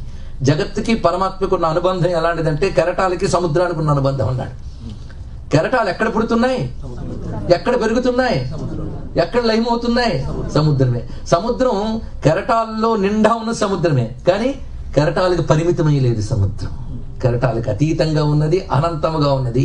కనుక జగత్తంతా పరమాత్మయందు పుట్టి పరమాత్మయందు పెరుగుతూ పరమాత్మయందే లయమవుతూ పలు రకాలుగా పరిమితులతో కనబడుతున్నా ఈ జగత్తుకి అతీతమై అనంతమై ఉన్నటువంటి వాడు పరమాత్మ. ఇది అర్థం చేసుకోవాల్సిన గొప్ప విధానం. ఈ 2 శ్లోకాల సారం తీసుకుని మన పోతన గారు ఒకే పద్యంలో అందించారు. ఇది ఒక్కటి చాలు. ఎవ్వని చేజనించు జగము ఎవ్వని లోపల ఉండు లీనమై ఎవ్వని యందు డిందు పరమేశ్వరుడెవ్వడు మూల కారణం ఎవ్వడు అనాది మధ్యలయుడెవ్వడు సర్వము తనయైన వాడెవ్వడు వానిని ఆత్మభవు ఈశ్వరుని శరణంబు వేడెదన్. ఇక్కడ ఒక్కొక్క పదానికి అర్థం తెలుసుకుంటే ఈశ్వరుడు అంటే ఏమిటో మనకు అర్థమైపోతుందండి. ఇది తెలియక మనం ఇంద్రదేవుళ్ళు ఏమిటి ఇదేమిటి అంట ముందు ఈశ్వరుడు అంటే డెఫినేషన్ తెలిస్తే ఆయన యొక్క వివిధ వ్యక్తీకరణలే ఇన్ని ఇంద్ర దేవతను అర్థం చేసుకుంటాం. ముందు ఈశ్వరుడు ఇదొకటి తెలుసుకోవాల్సింది. భారతీయ సంస్కృతిలో గొప్ప మాట ఏమిటంటే ఈశ్వరులు అని ఎవడు అనడు, ఈశ్వరుడు అంటారు. పరిశీలించండి. దేవతలు అంటారు. అందుకే ఈశ్వరుడు ఒక్కడే, దేవతలు అనేకం. ఇది తెలుసుకోవాల్సింది. అందుకే హిందువులు ఏకేశ్వర ఉపాసకులు, బహుదేవతారాధకులు. ఇది తెలుసుకోవాల్సింది. ఒకే ఈశ్వరుడు, సృష్టి స్థిరైకారకుడైన ఈశ్వరుడు. ఆయన అనంత శక్తులే దేవతలు. ఎలాగైతే నేను అనేదానికి అనేక ఇంద్రియాలు ఎలా ఉన్నాయో పరమాత్మకి అనేక దేవతలు. ఇంద్రియాలకి నాకు ఎలాంటి అనుబంధమో దేవతలకి పరమాత్మకి అదే అనుబంధం. ఏ ఇంద్రియం ద్వారా చూసినా నన్నే పలకరించినట్లు ఏ దేవత ద్వారా చూసినా ఒకే పరమాత్మను పలకరిస్తున్నారు. ఇది తెలుసుకోవాల్సినది. ఇది హిందూ మతంలో భగవంతుడు అంటే ఏమిటో తెలుస్తున్నది. ఇతడే ఈశ్వరుడు, పరమాత్మ అని చెప్పబడుతూ ఉంటాడు. ఈ ఒక్క శ్లోకాన్ని లేదా పద్యాన్ని గమనించండి. మూల కారణం బెవ్వడు అనాది మధ్యలయుడెవ్వడు. ఎవరికి ఆది మధ్య అంతము లేదు. కెరటానికి ఆది మధ్య అంతం ఉందండి. ఏ పని లేకపోతే సముద్రం దగ్గర కూర్చుని ఈ కెరటం ఎప్పుడు వచ్చింది, ఆ కెరటం ఎప్పుడు వచ్చింది, ఎంతసేపు ఉంది, వెళ్ళిపోయింది, మొత్తం చేయొచ్చు. అది చేసి డాక్టరేట్ తీసుకోవచ్చు. ఇప్పుడు ఈ మధ్య పరిశోధనలు నేను పనికి మాత్రమే జరుగుతుంటాయి. అలా స్టాటిస్టిక్స్ తయారు చేయొచ్చు. మీరు కావాలన్నా మధ్య మధ్యలో ఫోటోలు కూడా తీయచ్చు, వీడియో కూడా తీసి రిపోర్ట్ చేసి ఏ యూనివర్సిటీకి ఇవ్వండి, డాక్టరేట్ వచ్చేస్తుంది. అయితే ఇక్కడ ప్రతి కెరటానికి ఒక పుట్టిన సమయం, ఉన్న సమయం, పోయిన సమయం చెప్తున్నారు. సముద్రానికి చెప్పగలరా? అందుకే సృష్టి స్థితి లయలు ఆది మధ్యాంతములు జగత్తుకు ఉండవచ్చు కానీ ఆయన అనాది మధ్యలయుడెవ్వడు. సర్వము తానయైన వాడెవ్వడు. కెరటాల నిండా ఉన్నది సముద్రమేగా, ప్రపంచమంతా పరమాత్మ రూపమే.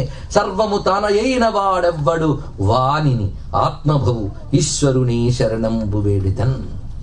వెంటనే ప్రశ్న, అయ్యా ప్రపంచాన్నంతా ఆయన పుట్టించాడు కదా, ఆయన ఎలా పుట్టాడు? ఇది కదా ప్రశ్న. ఆత్మభవు, తనంత తాను కలిగినవాడు, తనంత తానున్నవాడు. అటువంటి ఈశ్వరుని శరణంబు వేడిదన్. ఒక పరి జగముల వెలినిడి ఒక పరి లోపలికి గొనుచు ఉభయము తానై సకలార్థ సాక్షియగు అయ్యకలంకుని ఆత్మ మూలు అర్థిదలంతు. ఇందులో ఒక్క మాట వ్యాఖ్యానిస్తే మిగిలిన పూట్లన్నీ గడిచిపోతాయి. కానీ మాటి మాటికి మాట ఎందుకు చెప్పుకుంటున్నామంటే అంత లోతు ఉంది ఇందులో. ఇక్కడ సూచనగా అందుకుని సాధనగా ఇంట చేసినప్పటికీ తరించిపోతాం. ఒక పరి జగముల వెలినిడి ఒక పరి లోపలికి గొనుచు ఉభయము తానై. ప్రపంచాన్ని తన నుంచి వెలికి చూపించి మళ్ళీ లోపలికి లాగుతూ ఉంటాడట. ఒక ఇంద్రజాలికుడు తన లోపల ఉన్న ఇంద్రజాల విద్యను ఒక్కసారి చూపిస్తాడు. ఆయన ముందు కూర్చుని టికెట్ కొనుక్కుని కూర్చుంటాం, మనకు ఆయన కనబడతాడు, ఇంకెవడు కనబడ్డు. ఒక్కసారి హఠాత్తుగా మన ముందు కొండలు, పర్వతాలు, లోయలు, నక్షత్రాలు, ఆకాశాలన్నీ చూపిస్తాడు. మనం మర్చిపోతాం. ఆ నక్షత్రాలు, కొండల్లో ఆయన ఎక్కడ ఇప్పుడు తిరుగుతూ ఉంటాం, కింద పడుకొని భయపడిపోతాం. అవేమైనా ఉన్నాయి అక్కడ? ఏమీలో మొత్తం అంతా చూపిస్తాడట. ఎక్కడ ఇంద్రజాలం ఉందా? ఇంద్రజాలికుడు ఉన్నాడా? ఇంద్రజాలికుడు ఉన్నాడు. ఇంద్రజాలం లేదు, చూపించినంతసేపు ఉంది. అది ఆయన మహిమ. ఇంద్రజాలం ఉంది, అప్పుడు మనం ఆశ్చర్యపోవడం ఉంది, బాధపడడం ఉంది, సుఖపడడం ఉంది, అంతా ఉన్నది. మళ్ళీ వెంటనే లాగి చూపించిస్తాడు. అందరూ చప్పట్లు కొడతాం. ఒక ఇంద్రజాలం చూసి ఇంద్రజాలం గురించి చప్పట్లు కొడుతున్నావే, ప్రపంచం అనే ఇంద్రజాలం చూపించిన పరమేశ్వరుడికి ఎందుకు చప్పట్లు కొట్టట్లేదండి? ఆయనకి ఎందుకు దండం పెట్టట్లే? అది చూపిస్తున్నట్ట. అలా ఒక పరి జగముల వెలినిడి ఒక పరి లోపలికి గొనుచు ఉభయముతానై. ఇంద్రజాలం ముందు కనిపించింది ఆయన మేధాశక్తిగా. అలాగే ప్రపంచంలో కనబడుతున్నది ఆయన శక్తి, ఆయన విశేషమే. ఇది గమనించు అంటున్నాడు ఇక్కడ. ఉభయముతానై. అదే ఇంద్రజాలం బాగా తెలిసిన వాడు అక్కడ కూర్చున్నాడు అనుకోండి, వాడు మనలాగే అన్ని చూస్తాడు కానీ మళ్ళీ భయపడ్డు. ఓహో ఎంత బాగా చేస్తున్నాడయ్యా అని మెచ్చుకుంటూ ఉంటాడు. అలాగే యోగి ప్రపంచంలో జరుగుతున్న మార్పులన్నీ, పరమేశ్వరుని యొక్క అద్భుతమైన శక్తులను చూసి ఆనందిస్తూ పరమాత్మ తలంచుకుంటుంటాడు. ఇది తెలుసుకోవాల్సినది. అందుకు యోగి చూడడానికి మనం చూడడానికి అంత తేడా ఉంటుంది. ఆత్మమూలు ఈ పదం చాలా గొప్పదండి. మళ్ళీ రమణ మహర్షి గుర్తొస్తారు మనకి. ఒక ఆయన అన్నా, నీ భాగవతం చదవనండి, నేను రమణ మహర్షి ఫిలాసఫీ అర్థం చేసుకున్నానండి. అందుకు మీరు రమణ ఫాలో ఎస్. ఈ మధ్య అదొక ఫ్యాషన్ అండి. వేదాంతం కొందరికి ఫ్యాషన్, బాధ అదొకటి వచ్చింది అక్కడికి.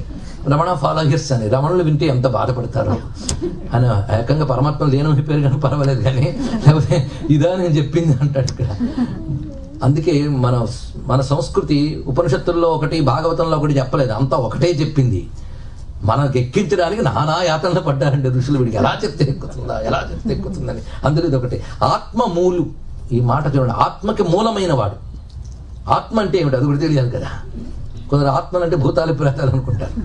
ఆత్మ అంటే ఒక డెఫినేషన్ అలా గుర్తుపెట్టుకోండి. నేను అనే చైతన్యం ఎక్కడి నుంచి వస్తుందో అదే ఆత్మ. ఇప్పుడు విచారణ ఎవరికి వాళ్ళు, ఇప్పుడు కాకపోతే ఇంటికి వెళ్ళని చేసుకోవచ్చు. ఇప్పుడు ఎందుకు నేనని దేనివల్ల అనుకోగలుగుతున్నావు? శరీరం వల్ల. మొదట అలాగే అనిపిస్తుంది, కొంచెం ఆలోచించు. శరీరం కాదు, ఇంకా లోపలికి వెళ్ళు. ప్రాణం వల్ల, అది కూడా కాదుట. బుద్ధి వల్ల, అది కూడా కాదు. నిద్రలో బుద్ధి కూడా పనిచేయదు, శరీరం పనిచేయదు, అవునా లేదా? అటువంటిప్పుడు ఎలా నీకు నేను పోయిందా? పోతే మళ్ళీ పొద్దున్న లేస్తావా? కనుక ముందే ఆలోచించగలరు. మనస్సుకు, బుద్ధికి, అన్నిటికీ అతీతంగా ఉంటూ దానివల్ల ఇవన్నీ పనిచేస్తున్నాయి. దానివల్ల పనిచేస్తున్న దాన్ని చూస్తున్నాం కానీ దేనివల్ల పనిచేస్తుందో అది చూడట్లేదు మనం ఇక్కడ. దీపం గోడ మీద పడగానే గోడ ఎంత వెలిగిపోతుందో నిమురుతున్నట్టు ఎవడో. గోడ వెలిగిపోతుంది, గోడ మీద వెలుగున్నది నిజమే, కానీ నువ్వు గోడ మీదే చూస్తున్నావు, గోడ వెలిగిపోతుంది అనుకుంటున్నావు. క్రమంగా గోడ మీద వెలుగున్నది నిజమే కానీ గోడను వెలిగించింది ఏంటో చూడు. కనుక గోడ మీద అంటే శరీరం మీద వెలుగు నేను అనే చైతన్యం. ఇప్పుడు గోడని శరీరం అనుకోండి, వెలుగుని నేను అనే చైతన్యం అనుకోండి, దీపాన్ని ఈశ్వరుడు అనుకోండి. ఇప్పుడు చూద్దాం, ఈ నేను అనే చైతన్యం గోడదా దీపాందా? చెప్పడం దీనికి అంత ఆలోచన. ఈశ్వరుడిగా ఆత్మధానం లేదు కదా, గోడదా దీపానిదా అన్నాను. వెలుగు దేనికి? దీపానిది. కానీ గోడ మీద పడిందా లేదా? గోడ మీద పడితే గోడ అనేస్తావా? కనుక నీ శరీరం నుంచి చైతన్యం వచ్చినంత మాత్రాన చైతన్యం నీ శరీరానిదా? ఇది ఆలోచించు. చైతన్యానికి మూలం ఎవడు? ఈశ్వరుడు. కనుక నేను ఎవడిని? ఆయన తాలూకు వాడిని. కానీ నేననే వెలుగు ఈశ్వరుడిదే. ఇది అర్థమైతే అహం బ్రహ్మాస్మి, అంత ఇంకోటి లేదయ్యా అన్నాడు ఇక్కడ. అందుకు నీ చూపు మరల్చు, గోడ మీద నుంచి అటు వెళ్ళు. ఇది తెలియాలంటే గోడ పగలగొట్టక్కర్లే, తెలుగు ఉంటే చాలు ఇక్కడ. అదేవిధంగా మననం చేయి. వీటన్నిటికీ చైతన్యం ఎవడిస్తున్నాడు? కనుక నేను అనే చైతన్యానికి మూలమైన ఈశ్వరునికి నమస్కారము. అది ఆత్మమూలు అనే మాటలో ఉన్న అర్థం. చూసారా ఎంత అద్భుతమైన జ్ఞానం ఉందో. ఏనుక్కి వచ్చిందండి. కొందరు అంటారు, ఏమండి గొప్ప జ్ఞానం లేని మానవులకు రావాలి కానీ ఆయనకి ఎందుకు వచ్చిందని ఏనుక్కి ఒక ప్రశ్న. జ్ఞానం లేని మానవులందరికీ వచ్చేసిందా? రావాలి అని రూల్ పెట్టినా అందరికి ఎలా రాలేదో, వాళ్ళకి రాదు అని రూల్ పెట్టినా కొందరికి వచ్చిందండి ఏనుగు గారికి కూడా. ఇది ఆలోచించాలి. వాడికి పూర్వజన్మ సంస్కారం వల్ల జ్ఞానం వస్తుంది. సంస్కారం లేనప్పుడు ఎదురుగా కూర్చోబెట్టి చెప్పినా రాదని నిన్న ప్రహ్లాదుడు చెప్పాడు. నేనెందుకు? ఇది తెలుసుకోవాల్సిన గొప్ప విషయం. అంతేగాని తీరుకొచ్చినప్పుడు విని ఆధ్యాత్మిక విషయాలు వింటానంటే వాడు బతుకులు బాగుపడ్డండి. ఎలాంటి శ్రద్ధ ఉండాలి తెలుసా? మాకు 3 రోజులు అయింది, వీకెండ్ 4 ఇవి ఎంటర్టైన్మెంట్. ఎంటర్టైన్మెంట్ అంటే మీరు ఎప్పుడైనా వెళ్ళచ్చు. ఎంటర్టైన్మెంట్కి డెడికేషన్ కావాలి, డివోషన్ కావాలి, అంకిత భావం కావాలి. అవైతే ఇప్పుడు అర్థమవుతుంది. లోకంబులు లోకేశులు లోకస్తులు తెగిన తుదిన లోకంబగు పెంజీకటి కవ్వల ఎవ్వడు ఏకాకృతి వెలుగునతనిని సేవింతును. ఈ లోకాలు పోతాయి, లోకేశ్వరులు పోతారు, లోకంలో ఉన్నవాళ్ళు పోతారు, కానీ ఆయన పొట్ట మనం దీనికి ఉదాహరణ చెప్పుకున్నాం మొన్న బెలూన్ ఉదాహరణ. కెరటాలు ఉంటాయి, కెరటాలు పోతాయి, సముద్రం అలాగే ఉంటుంది. కనుక ఇవన్నిటిని నడిపిస్తున్నాడు, పోయినా తాను ఉంటాడు. అతన్ని నేను సేవిస్తున్నాను. ఎలా ఉంటాడంటే ఈ లోకములేవీ లేని స్థితి అలా ఉంటుంది. ఊహించండి, ఊహించాలంటే లోకంలో ఉండాలి. అందుకే మన ఊహకు కూడా అందరిది. ఇక్కడ ఒక అద్భుతమైన విషయం ఉంది. ఇది అర్థం చేసుకోవాలంటే ఈ మధ్య పాశ్చాత్యులు సృష్టి రహస్యం గురించి అర్థం చేసుకునేటప్పుడు వాళ్ళకి అద్భుతంగా ఇలాంటి ఆలోచనే ప్రపంచంలో ఎక్కడా లేదు, ఒక్క చోట దొరికింది వాళ్ళకి. ఎక్కడంటే ఋగ్వేదంలో నాసదీయ సూక్తం. చూడండి, ఇక్కడ నాసదీయ సూక్తం అంటే సృష్టికి పూర్వం ఎలా ఉంటుంది అనే స్థితిని ఋషులు దర్శించి ఇచ్చారు. అది ఇక్కడ వర్ణిస్తున్నాడు. సృష్టికి పూర్వం ఉన్నది మొత్తం సృష్టి అంతా అయ్యాక సృష్టి వ్యక్తం కానుక మహాంధకారంట. దానికి పైన ఉంది దీని అంతటిని నడిపించగలిగే జ్యోతి, కేవల చైతన్యం. జ్యోతి అంటే ఒక లైట్ వెలుగుతుందని కాదు, ఇక్కడ చైతన్యం అని అర్థం. జ్యోతి స్ఫాటికలింగం అంటే ఇదే అర్థం చూపిస్తున్నాడు ఇక్కడ. అలాంటి జ్యోతి. అందుకే లోకంబులు లోకేశులు లోకస్తులు తెగిన తుది అలోకంబుకు పెంజీకటి. అలోకం అంటే లోకానికి బియాండ్, పెంచీకటి. పోతన గారు ఇచ్చిన తెలుగు టెర్మినాలజీని మనం కాపాడుకోలేకపోయామండి. అచ్చపు చీకటి నిన్న, ఇప్పుడు పెంచీకటి. ఎంత గొప్ప మాట. పెంచీకటికి అవ్వల ఎవ్వండే కాకృతి వెలుగు అతనిని సేవింతం. ఇదే వేదాహమేతం పురుషం మహాంతం ఆదిత్యవర్ణం తమసస్తు పారే. అజ్ఞానానికి ఆవల, ఇది అర్థం తెలుసుకోవాల్సింది. అజ్ఞానానికి ఆవలుండే పరంజ్యోతి స్వరూపమేవాడో ఆయన. ఈ సృష్టిలో మరి అనేకం కనబడుతున్నాయ్యా, అంతా ఆయన ఉన్నప్పటికంటే నత్త కొన్ని భంగి పెక్కగు మూర్తులలో ఎవ్వడాడు మునులును దివిజులు కీర్తింపనేరెవ్వరి వర్తనము అట్టివాని నుతింతు. ఇది చూపిస్తున్నాడు. ఒక నర్తకుడులా ఒక నటకుడు ఉంటాడు. ఇప్పుడు అనేక వేషాలు వేస్తాడు. బిచ్చగాడి వేషం, రాజు వేషం, ఇంకా అనేక రకాల స్త్రీ వేషం కూడా వేసేవాళ్ళు ఉన్నారు. ఇన్ని వేషాలు వేస్తాడు కానీ అతను ఎవడు? వేషాలు ఎన్ని వేసినా ఆయన ఒక్కడే. అలాగే అనేక రూపాలుగా కనబడుతున్నా ఆయన స్వతసిద్ధంగా ఒకే రూపంతో ఉన్నాడు. అలాంటి స్వరూపాన్ని ఎవరు చూడగలరు? ముక్త సంగులైన మునులు దిదృక్షులు సర్వభూత హితులు సాధుచిత్తులు అసదృశ వ్రతాఢ్యులై కొల్తు రవ్వని దివ్య పదము వాడు దిక్కు నాకు. ముక్త సంగులైన మునులు దిదృక్షులు, గొప్ప మాట వేశాడు ఇక్కడ. అన్నాడు పరమాత్మని ఎవరయ్యా చింతన చేస్తున్నారు అంటే ముక్త సంగులు, అటాచ్మెంట్స్ అన్ని విడిచిపెట్టిన వారు. ముక్త సంగులైన మునులు, మునులు అంటే నిరంతర మననశీలురు, ఇది అర్థం. అలాగే మానసిక వికారాలు అణగినవారు, రెండు అర్థాలు ఉన్నాయి ఇక్కడ. మానసిక వికారాలు అణగినటువంటి నిశ్చల ప్రశాంత స్థితిలో ఉన్నటువంటి వారు. అదేవిధంగా నిరంతరం పరమాత్మతత్వాన్ని మననం చేసేటువంటి వారు దిదృక్షులు, అది కావాలనే తపన కలిగినటువంటి వారు దిదృక్షులు. సర్వభూత హితులు, వారికి ఒకరిపై ద్వేషం ఒకరిపై రాగం ఉండదు, అందరిపై హితబుద్ధి ఉంటుంది. సర్వభూత హితులు సాధుచిత్తులు, అటువంటి వారు అసదృశ వ్రతాఢ్యులై. ఎలా కొలుచుతారా పరమాత్మనంటే ఇటువంటి స్థితి ఉన్నటువంటి వారు సాటి లేని వ్రతాన్ని అనుసరిస్తారట. ఈ వ్రతం ఏమిటి? వ్రతము అంటే నియమ పాలన, ఇది తెలుసుకోవాల్సింది. దృఢ దీక్షతో చేసేదే వ్రతం. అందుకే అసదృశ వ్రతాఢ్యులే, అన్కంపారబుల్, ఎవరు పోల్చి చెప్పలే ఇలా ఉంటుందని. అలాంటి దీక్షతో ఉంటారు. అలాంటి దీక్షతో పరమాత్మ కొలుచుకుంటారయ్యా. అలాంటి యోగులు ఏ పరమాత్మను కొలుచుకుంటున్నారో ఆ పరమాత్మను నేను శరణు వేడుతున్నాను అన్నారు ఇక్కడ. అది ఈశ్వరుని శరణంబు వేడేదన్న, అది ముఖ్యం. అటువంటి ఈశ్వరుని శరణు వేడుతున్నాను. శరణు వేడడం అంటే నీ అహంకారాలన్నీ కట్టి పెట్టి దాన్ని పట్టుకోవడం, ఇదొకటి తెలుసుకోవాల్సింది. అది శరణంబు వేడేదన్న, ఆ మాట ప్రతి చోట చూపిస్తున్నాడు. అంతేకాదు యోగాగ్ని దగ్ధ కర్ములు యోగీశ్వరులే మహాత్మునుండెరుగక సద్యోగ విభాసిత మనముల బాగుగా నిక్షింతురు అట్టి పరము భజింతు. యోగాగ్ని దగ్ధ కర్ములు, యోగం అనగా జ్ఞానం. జ్ఞానాగ్ని దగ్ధ కర్మాణం తమాహు పండితం బుధా. నిరంతర సాధన వల్ల, నిరంతర విచారణ వల్ల రగిలిన జ్ఞానముచే కర్మబంధములన్నీ దగ్ధం చేసిన యోగులు ఆ జ్ఞానము ద్వారా ఏ పరమాత్మను అనుభవానికి తెచ్చుకుంటున్నారో ఆ పరమాత్మను ఆశ్రయిస్తున్నాను. మా దృక్ప్రపన్న పశుపాస విమోక్షణాయ ముక్తాయ భూరి కరుణాయ నమో నమస్తే. స్వాంశేన సర్వతను భృన్మనసి ప్రతీత ప్రత్యగ్దృశే భగవతే బృహతే నమస్తే. మధ్య మధ్యలో సంస్కృత శ్లోకం కూడా అందుతూ ఉంటే మంత్రమహితం కదా. నాలాంటి దిక్కులేని పశువుల్ని రక్షించేవాడు అన్నారు. మాతృక్ ప్రపన్న పశుపాస విమోక్షణాయ, పశుపాస విమోచని చదువుతున్నా ఎక్కడ? నాలాంటి శరణాగతులైన పశువులని మోక్షణాయ, పశుపాస విమోక్షణ. ఎందుకు చదువుతున్నామో తెలిసిందా? టైటిల్ సాంగ్ కోసం. గజేంద్ర మోక్షణం కదండి. నాలాంటి పశువుల యొక్క పాశాన్ని విడిపించేటటువంటి స్వామి అన్నాడు ఇక్కడ. పశువు ఎవడు, పాశం ఏమిటి, ఇది తెలియాలి. దీని పేరు పాశుపతం అండి. అయ్యో మీరు విష్ణు గురించి చెప్తున్నారు, శివుడి గురించి చెప్తున్నారు, మరి పశుపతి అంటారు ఏమిటని ఎర్రగా చూడొద్దు. పశుపతి, విష్ణువు, శివుడు అన్ని ఒక పరమాత్మ యొక్క పేర్లే, ఒకే పరమాత్మ. ఆయన రకరకాల చెప్తున్నా. అందుకే ఇందులో నటరాజు ఉన్నాడు తెలుసా మీకు? శివుడు నటరాజు అంటారు. నర్తకుని భంగి పెక్కొక మూర్తుల్లో ఎవడెవరు నటరాజు. ఇప్పుడు పశుపతి కనబడుతున్నాడు. ఏం చెప్తారు? మాతృప్రపన్న పశుపాస విమోక్షణ. పశుపాస విమోచనమే చాలా గొప్ప మాట. ఇది అర్థం చేసుకోవాల్సిన గొప్ప మాట. పశువులు అంటే ఏమిటి ముందు తెలియాలట. అందుకే ఒకప్పుడు పార్వతీదేవి శివుడిని అడిగింది జ్ఞానం అంటే ఏమిటని. 3 ముక్కల్లో చెప్తానన్నాడు. పార్వతీదేవికి ఆయన 3 ముక్కలతో చెప్తే అర్థమైపోయింది. అసలు ఆవిడికి తెలియదా?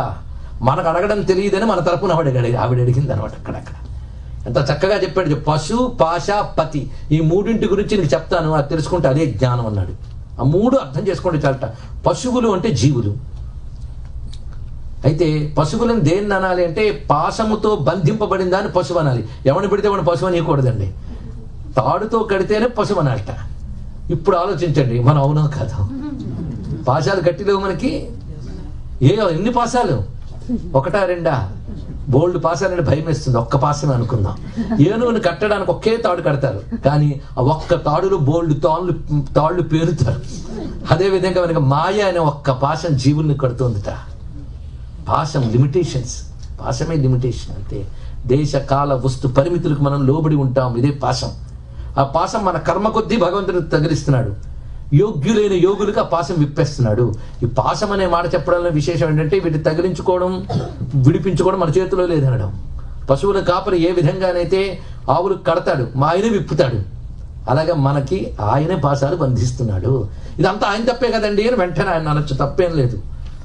మన కాలు విరిగింది, డాక్టర్ గారి దగ్గరికి వెళ్ళామండి, ఆయన బ్యాండేజ్ చేశాడు.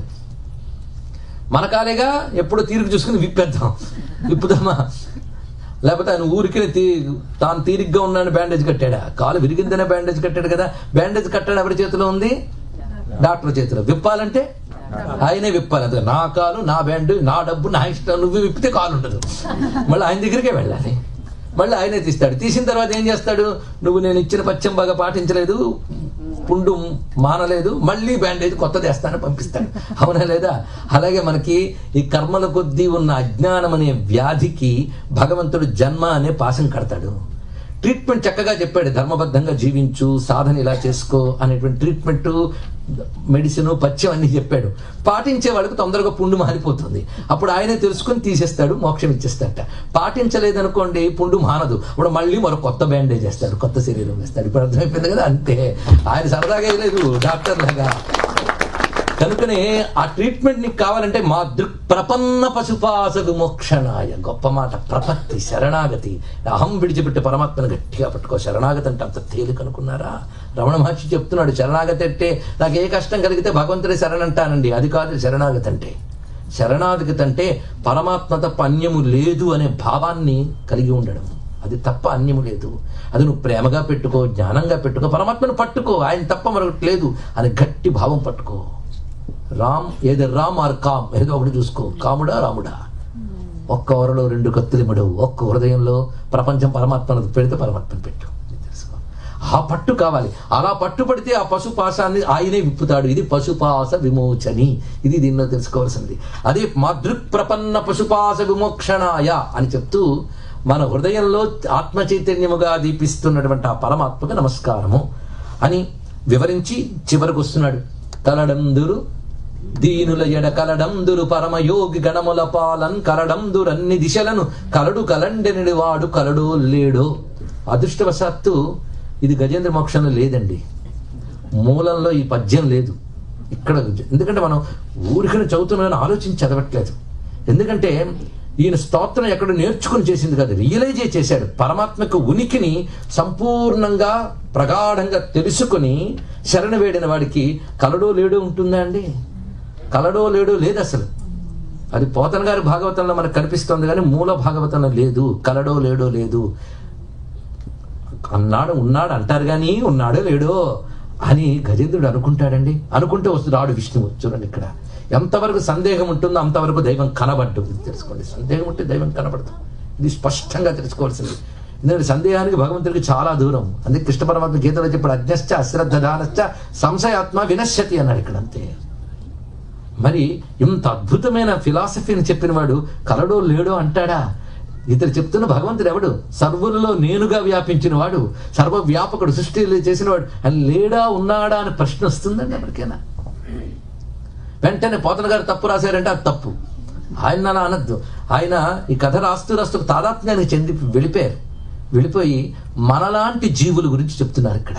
ఎందుకంటే మనది ఎప్పుడు కలడో లేడు టైపే, కలడు అనేది ఉండదు. అందుకే సృష్టిలో భక్తులారా అని పిలుస్తాం కానీ అందరూ కలడో లేడు. ఎవడో ఒక్కడుంటాడు గట్టిగా కలడని, వాడు 1000 మందిలో ఒక్కడు, వాడు తప్పకుండా తరించిపోతాడు. అది అదే కలడం బోధి కలండు గాలి కలడాకాశం బునన్ కుంభిరిన్ కలడు. ఎవడు చెప్పాడు? నిన్ననే ఫ్రెష్ గా ప్రహ్లాదుడు చెప్పాడు కలడు. అంతే, కలడు లేడు నాన్న కొంచెం నువ్వు సెర్చ్ చేయాలనే. కలడు అంతే, నీకు చేత కాదు వెతకడం పో అన్నాడు, అవన లేదా? అందుకే కలడు అనుకుంటేనే కనబడతాడు ఆయన. కలడో లేడు అంటే కనబడ్డు. మరి ఇది గజేంద్రుడిది కాదు, ఇది మనది. గజేంద్ర మోక్షానికి ఇంకో టైటిల్ జీవుని వేదన. ఇది చూడండి, జీవుడు పడే వేదన.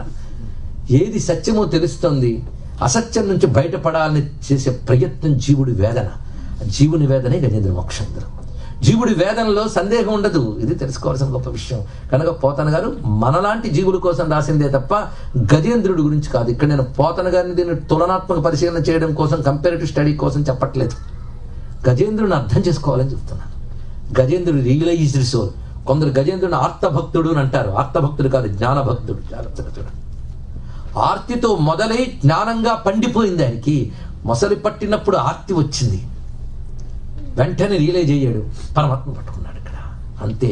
అందుకే ఆర్తితో మొదలయ్యింది, జ్ఞానంగా మిగిలిపోయింది. అందుకే జ్ఞానభక్తుడే మహానుభావుడు గజేంద్రుడు. ఇది పరిశీలించవలసిన గొప్ప విషయం. జ్ఞానభక్తుడు అనగా ఏమిటి? ఇది కూడా తెలియాలి కదా. భగవంతుడేంటో సంపూర్ణంగా తెలుసుకుని ఆయన తప్ప అన్యము లేదనే బుద్ధి కలిగిన వాడిని జ్ఞానభక్తుడు అంటారు. ఇది ప్రధానంగా తెలుసుకోవాల్సింది. ఎంత సంపూర్ణంగా తెలుసో చెప్పాడు. ఏదో మనం 5-6 పద్యాలు 5-6 శ్లోకాలు చెప్పుకున్నాం కానీ దీనిలో ఉన్న ప్రతి శ్లోకం ఇంత లోతైనదే. కలుగడే నా పాలి కలిమి సందేహింప కలిమిలేములు లేక కలుగువాడు, నాకడ్డపడరాడెనలి నసాధువులచే పడెడి వారల కడ్డపడెడివాడు, చూడడే నా పాడు చూపుల చూడక చూచువారల కృప చూచువాడు, లీలతో నా మొరాలింపడే మొరగుల మొరలెరుంగుచు తన్ను మొరగువాడు, అఖిల రూపులు తన రూపమైన వాడు, ఆది మధ్యాంతములు లేక అడరువాడు, భక్త జనముల దీనుల పాలివాడు, వినడే తలపడే చూడడే వెగరాడే. ఎంత ఆర్తి చూడండి ఇక్కడ. కలుగడే నా పాలి. ఈ శ్లోకం, ఈ పద్యం కూడా మూలంలో లేదు కానీ ఉపనిషత్తుల్లో భావాలున్నాయి. కానీ గజేంద్రుడి యొక్క మనస్థితికి సరిపోతుంది సరిగ్గా. కలుగడే నా పాలి కలిమి సందేహింప కలిమిలేములు లేక కలుగువాడు. భగవంతుడు గురించి ఎంత గొప్పగా చెప్పాడంటే, కలిమి లేమి అంటే ఉండడం లేకపోవడం అనేది లేకుండా ఉండేవాట. అంటే ఎవర్ ఎగ్జిస్టెన్స్, ఒకప్పుడు ఉండడం ఒకప్పుడు పోవడం అనేది లేదయ్యా. జననం మరణం లేదు ఆయనకి, ఆది మధ్యాంతమం లేవు, ఉండడమే ఆయన లక్ష్యం. Ever existence. దీన్ని సత్ అని అంటారు సంస్కృతంలో. సత్ ఇదే సచ్చిదానందం. అంటే కలిమిలేములు లేక కలుగువాడు అది వివరించారు. అంతే కదా. నాకు అడ్డపడరాడే నలిన సాధువులచే పడిడి వారల కడ్డపడిడివాడు. సర్వవ్యాపకుడైన పరమాత్మ తనని ఏ రూపంలో నమ్మినా వాళ్ళని గమనించుకుంటూ వాళ్ళని రక్షించడానికి వస్తాడు. మరి నన్ను ఇంకా రక్షించడానికి రాలేదేమిటి? అది అర్థం అనమాట. నాకు అడ్డపడరాడే నలిన సాధువులచే పడిడి వారల కడ్డపడిడివాడు. దుర్మార్గుల చేతుల్లో పడిపోయిన సత్పురుషుల్ని రక్షించడానికి పరమాత్మ వస్తాడే. మరి నన్ను రక్షించడానికి ఇంకా ఎందుకు రావట్లేదు? నేను చూడట్లేదా ఏమిటి? ఆయన కనిపించట్లేదు ఆయనకి? చూడడే నా పాటు చూపుల చూడక చూచువారుల కృప చూచువాడు. ఎంత గొప్పగా చెప్పాడండి. చూపులు లేకుండానే అన్ని చూస్తుంటట. కన్నున్నవాడు అదేం చూపిస్తే అదే చూస్తాడు. పరమాత్మ చూడడానికి కన్నక్కర్లే. ఇంద్రియాపేక్ష లేని శక్తి అతడు. కన్ను పరమాత్మగా దర్శన శక్తి పరమాత్మ. ఆ దర్శన శక్తి కన్నుంటే కన్నుకి లిమిటెడ్ అయిపోతుంది. ఆయన కన్నుకి లిమిటెడ్ అయింది కాదు, అనంత దర్శన శక్తి సంపన్నుడు. ఇది సరిగ్గా అపాదపా నిర్జవనో గ్రహీత పశ్యత్య చక్షుః సశృణోత్యకర్ణ ఉపనిషత్ మంత్రం అండి. అలా తీసుకొచ్చి పోతన గారు ఎంత గొప్పగా చెప్పారండి. అపాదపానిహి, ఆయనకు పాదాల్లో ఎక్కడికైనా వెళ్ళగలడు. ఆయనకు చేతుల్లో దేన్నైనా పట్టుకోగలడు. ఆయన కళ్ళులో దేన్నైనా చూడగలడు. అదేవిధంగా ఆయన చెవుల్లో దేన్నైనా వినగలడు. ఇంకేమున్నది? అందుకే పరమాత్మ వింటాడా లేదా అని డౌట్ అక్కర్లేదు. అంత స్పష్టంగా చూపిస్తున్నాడు. సర్వవ్యాపకుడై సర్వమునకు సాక్షి అయి చైతన్యమే తానై శక్తే తానైన వాడు గమనించుకుంటూనే ఉన్నాడు. ఇది తెలుసుకోవాలి. మనం అంటాం భగవంతుడు వింటాడా లేదా అండి, ఎదురుగా కనబడితే బాగుండని. కనబడేదంతా ఆయన, అది నీకు తెలియదు. సర్వము. అందుకే అర్జునుడు అన్నాడు, స్వామి నువ్వు కనబడవు కదా, నేను ఎలా చూడ్డాను, కనబడేదంతా నేనేలా బాబు, నువ్వు చూస్తున్నది నన్ను తెలుసుకో అని చెప్పాడు ఆయన. ఆ ఎరుక కలగాలి. అందుకు అన్నిటినీ గమనించేవాడు ఆయన. ఆ గమనిస్తాడు, అవసరమైతే తాను ఒక దివ్యమంగళ విగ్రహం ధరించి వచ్చి రక్షిస్తాడు, అందులో సందేహమే లేదు. అందుకే చూడడే నా పాటు చూపుల చూడక చూచువారుల కృప చూచువాడు. ఎంత గొప్పగా చూపించాడు. అని చూపులతో చూడక్కర్లేదు, ఎవరు తనని చూస్తాడో వాళ్ళని చూస్తాడట, మరి మిగిలిన వాళ్ళని చూడ్డా. దీని చాలా తప్పు కదండి. అంటే దీనికి ఉదాహరణ మనం చెప్పుకున్నాం, గదిలో కూర్చున్న వాడికి సూర్యకాంతి లేదు, తలుపు తెరిచిన వాడికి సూర్యుడు చూశాడు వాడిని. సూర్యుడు వాడిని చూశాడంటే అర్థం ఎవడు తలుపు తెరిచినో వాడినే చూచేదను కనుక అని అర్థమా? వాడు తలుపు వేసి కూర్చున్నాడు, ఆయన మాత్రం అలాగే ఉన్నాడు. అలాగే భక్తుడు అంటే భగవంతుడు ఉనికిని గుర్తిస్తాడు అంతే. ఉన్నదాన్ని గుర్తించడమే భక్తి, కానీ లేని దాన్ని తెచ్చుకోవడం కాదు. ఇది తెలుసుకోవాల్సింది. ఎక్కడి నుంచో రాడండి పరమాత్మ, సర్వము అతడే. అందుకు పరమాత్మ గురించి నిరంతరం చింతన చేసేవాడికి పరమాత్మ ఎక్కడి నుంచైనా ఎలాగైనా రక్షిస్తాడని నిన్న రుజువు చేశాడు కదా. అందుకు ఒక ఘట్టం తర్వాత మరో ఘట్టం పెట్టడంలో ఆ మొదటి ఘట్టంలో పెట్టుకున్న జ్ఞానంతో రెండో ఘట్టంలోకి మనం అలా ఎదుగుతూ వెళ్ళాలి ఇక్కడ. అందుకే ప్రహ్లాద చరిత్ర జాగ్రత్తగా వింటే ఇది ఇంకా ఆస్వాదించవచ్చు. అటువంటి స్వామి అఖిల రూపులు తన రూపమైన వాడు, ఆది మధ్యాంతములు లేక అడరువాడు, భక్త జనముల దీనుల పాలివాడు. భగవంతుడు అందరి వాడు, భక్తుల పాలి వత్సలుడు. తనని పట్టుకున్న వాళ్ళు తాను పట్టుకుంటాడు. అటువంటి స్వామి వినడే, చూడడే, తలపడే, వెగరాడే, విశ్వకరు విశ్వదూరుని, విశ్వాత్మక విశ్వమయుడు, విశ్వన విశ్వన్ శాశ్వతునజు బ్రహ్మ ప్రభు ఈశ్వరుని పరమ పురుషునే భజింతు. అద్భుతమైన పద్యం ఇచ్చారండి ఇక్కడ. ఇదే విశ్వం విష్ణు వషట్కారం ఇక్కడ ఉంది. విశ్వకరు విశ్వదూరుని, విశ్వాత్మకు. ఎంత అద్భుతమైన పాట. విశ్వాన్ని తయారు చేశాడు, విశ్వానికి అతీతంగా ఉన్నాడు. ఇది ఎలాగంటే కుండలు తయారు చేసేవాడు కుండకు అతీతంగా ఉండడు, అలా ఉన్నాడు. అలా ఉంటే తప్పుట. మళ్ళీ విశ్వాన్ని చేస్తున్నాడు, విశ్వానికి దూరంగా ఉన్నాడు, విశ్వమంతా తానే ఉన్నాడు. మరి విశ్వమంతా తానే ఉన్నప్పుడు విశ్వానికి దూరంగా ఉన్నాడు ఎందుకంటావు? వెంటనే మనకి రావాలండి. అంటే ఇది కేవలం స్తోత్రం కాదు, ఆలోచిస్తే జ్ఞానం. విశ్వానికి దూరంగా ఉన్నాడు, విశ్వమంతా ఉన్నాడు. ఇది ఎలాగా ఉదాహరణ చెప్పగలవు అంటే, ఉదాహరణ నిన్న మొన్న చాలా చెప్పాం కానీ మరి ఒక్కసారి మననం చేసుకోవాలి. సూర్యుడు కాంతి భూమి అంతా వ్యాపించింది కనుక భూమి అంతా ఉన్నది ఏది? సూర్యకాంతి. కానీ సూర్యుడు భూమికి అతీతంగా లేడా? అలాగే తన ద్వారా తయారైన ప్రపంచమంతా తానే ఉండి నడిపిస్తున్నాడు, కానీ ప్రపంచపు వికారాలు ఆయనకి లేవు. ఇది తెలుసుకోవాలి ఇక్కడ. కెరటాల్లో సముద్రం ఉంది, కానీ కెరటం లాంటి వికారాలు సముద్రానికి లేవు. కనుక ప్రపంచంలో పరమాత్మ ఉన్నప్పటికీ, ప్రపంచమంతా ఆయనే చేస్తున్నప్పటికీ ప్రపంచానికి అతీతంగా ఉన్నాడు, ప్రపంచంలో కూడా ఆయనే ఉన్నాడు. ఆయన లేకపోతే ప్రపంచానికి ఉనికే లేదు. ఇది అర్థం చేసుకోవాలి. ప్రపంచమంతా ఆయనే ఉన్నాడంటే ప్రపంచపు లిమిటేషన్స్ అన్నీ ఆయనకు అంటగడతాం. మొన్న మనం చెప్పుకున్నాం, కుండలో గాలి ఉందనేది ఎంత నిజమో, గాలి కుండకే పరిమితమే లేదు అనేది అంతే నిజం. జగత్ అనే కుండలో పరమాత్మ అనే గాలి ఉన్నా జగత్తుకే పరిమితమే లేదు, దానికి అతీతమే. జగత్ ఎప్పుడూ పరిమితమే. ఇది తెలుసుకోవాల్సినది. అందుకు విశ్వకరు విశ్వదూరుని, విశ్వాత్మకు విశ్వమయుని, విశ్వన విశ్వన్. అందుకే ఆయనే విశ్వడు, ఆయనే అవిశ్వడు. శాశ్వతం, అతడు శాశ్వతమైన వాడు. అజ అంటే జన్మాదులు లేనివాడు. బ్రహ్మ ప్రభు, బ్రహ్మ అంటే ది బిగ్గెస్ట్ అని అర్థం అండి. ఆయన మించిన ఉన్నత వస్తువు మరొకట్లేదు. అటువంటి ప్రభు ఈశ్వరుని పరమ పురుషుని భజయింతు. హిందూ మతంలో పరబ్రహ్మ అనే కాన్సెప్ట్ చాలా గొప్పది. ఈ పరబ్రహ్మ వస్తువు దగ్గరికి వచ్చేటప్పటికి రకరకాల దేవతలు లేదు, ఉన్నది అదే.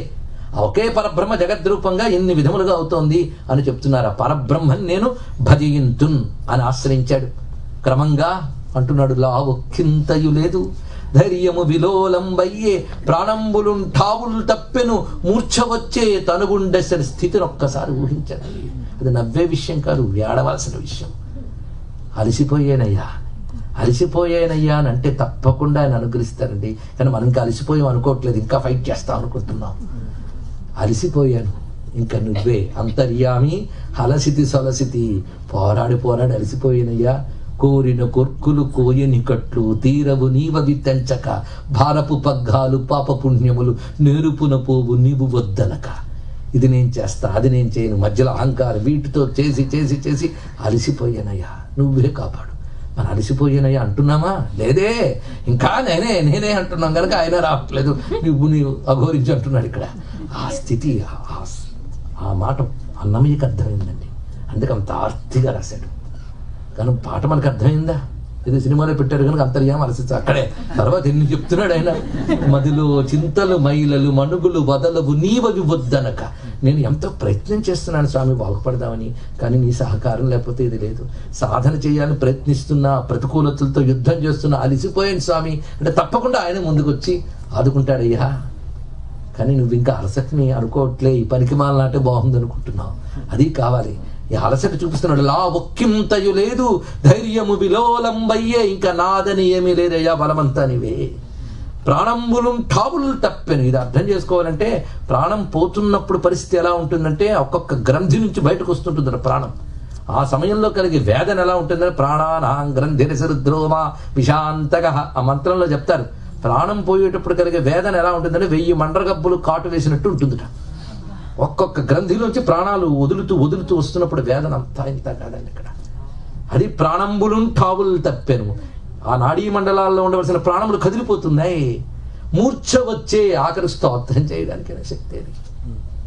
మూర్ఛ వచ్చే తనువుండశ్యన్ అది చివరికి చూసుకుందామని చూసుకోవడానికి ఏం లేదు, సత్తు ఉన్నప్పుడే ఆశ్రయించాలి.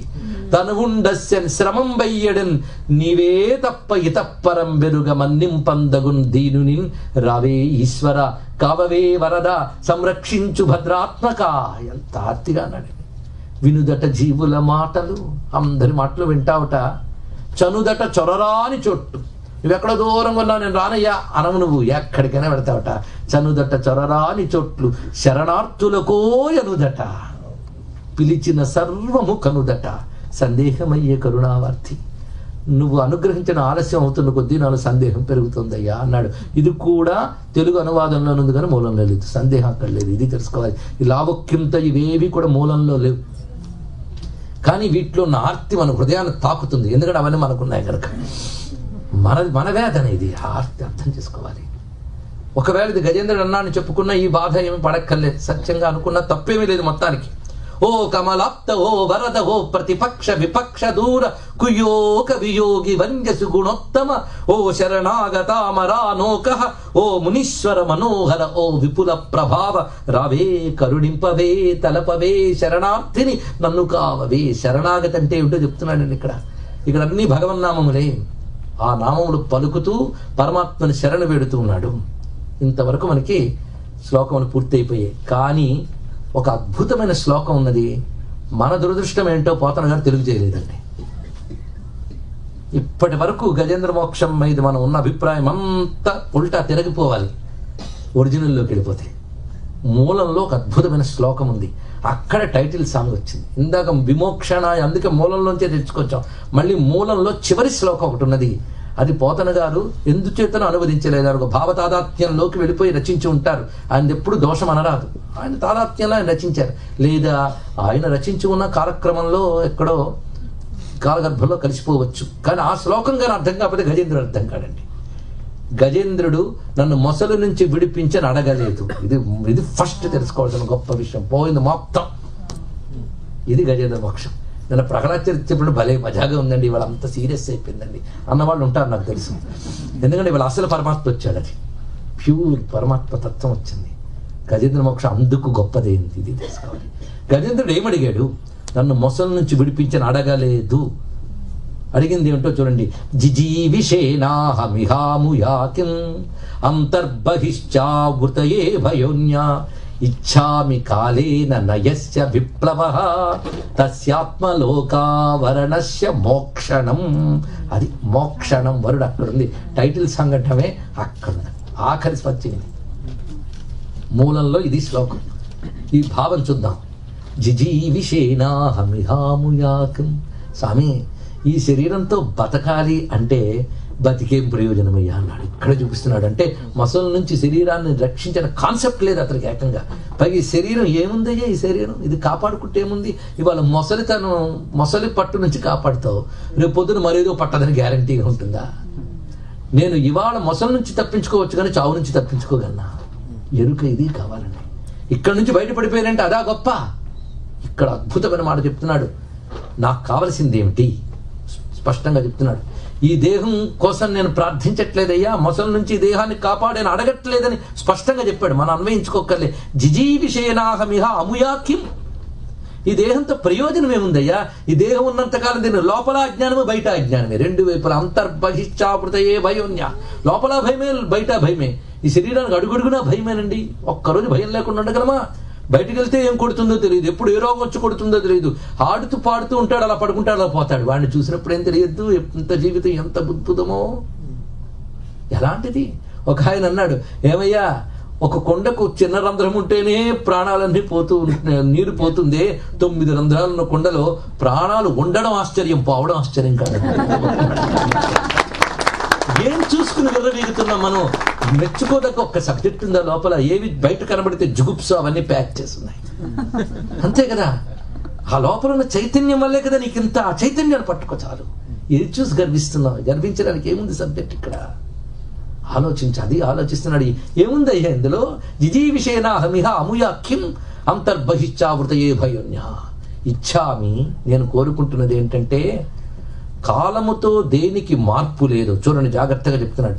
కాలముతో దేనికి మార్పు లేదు, దానిని తెలియనివ్వకుండా ఉన్న అజ్ఞానం నుంచి నాకు మోక్షం ఇవ్వు, ఇది అన్నాడు ఇక్కడ. మళ్ళీ చెప్తున్నాం, కాలముతో దేనికి మార్పు లేదు, దానిని తెలియనివ్వకుండా ఆవరించిన అజ్ఞానం నుంచి నాకు మోక్షం ఇవ్వు, ఇది చెప్తున్నాడు ఇక్కడ.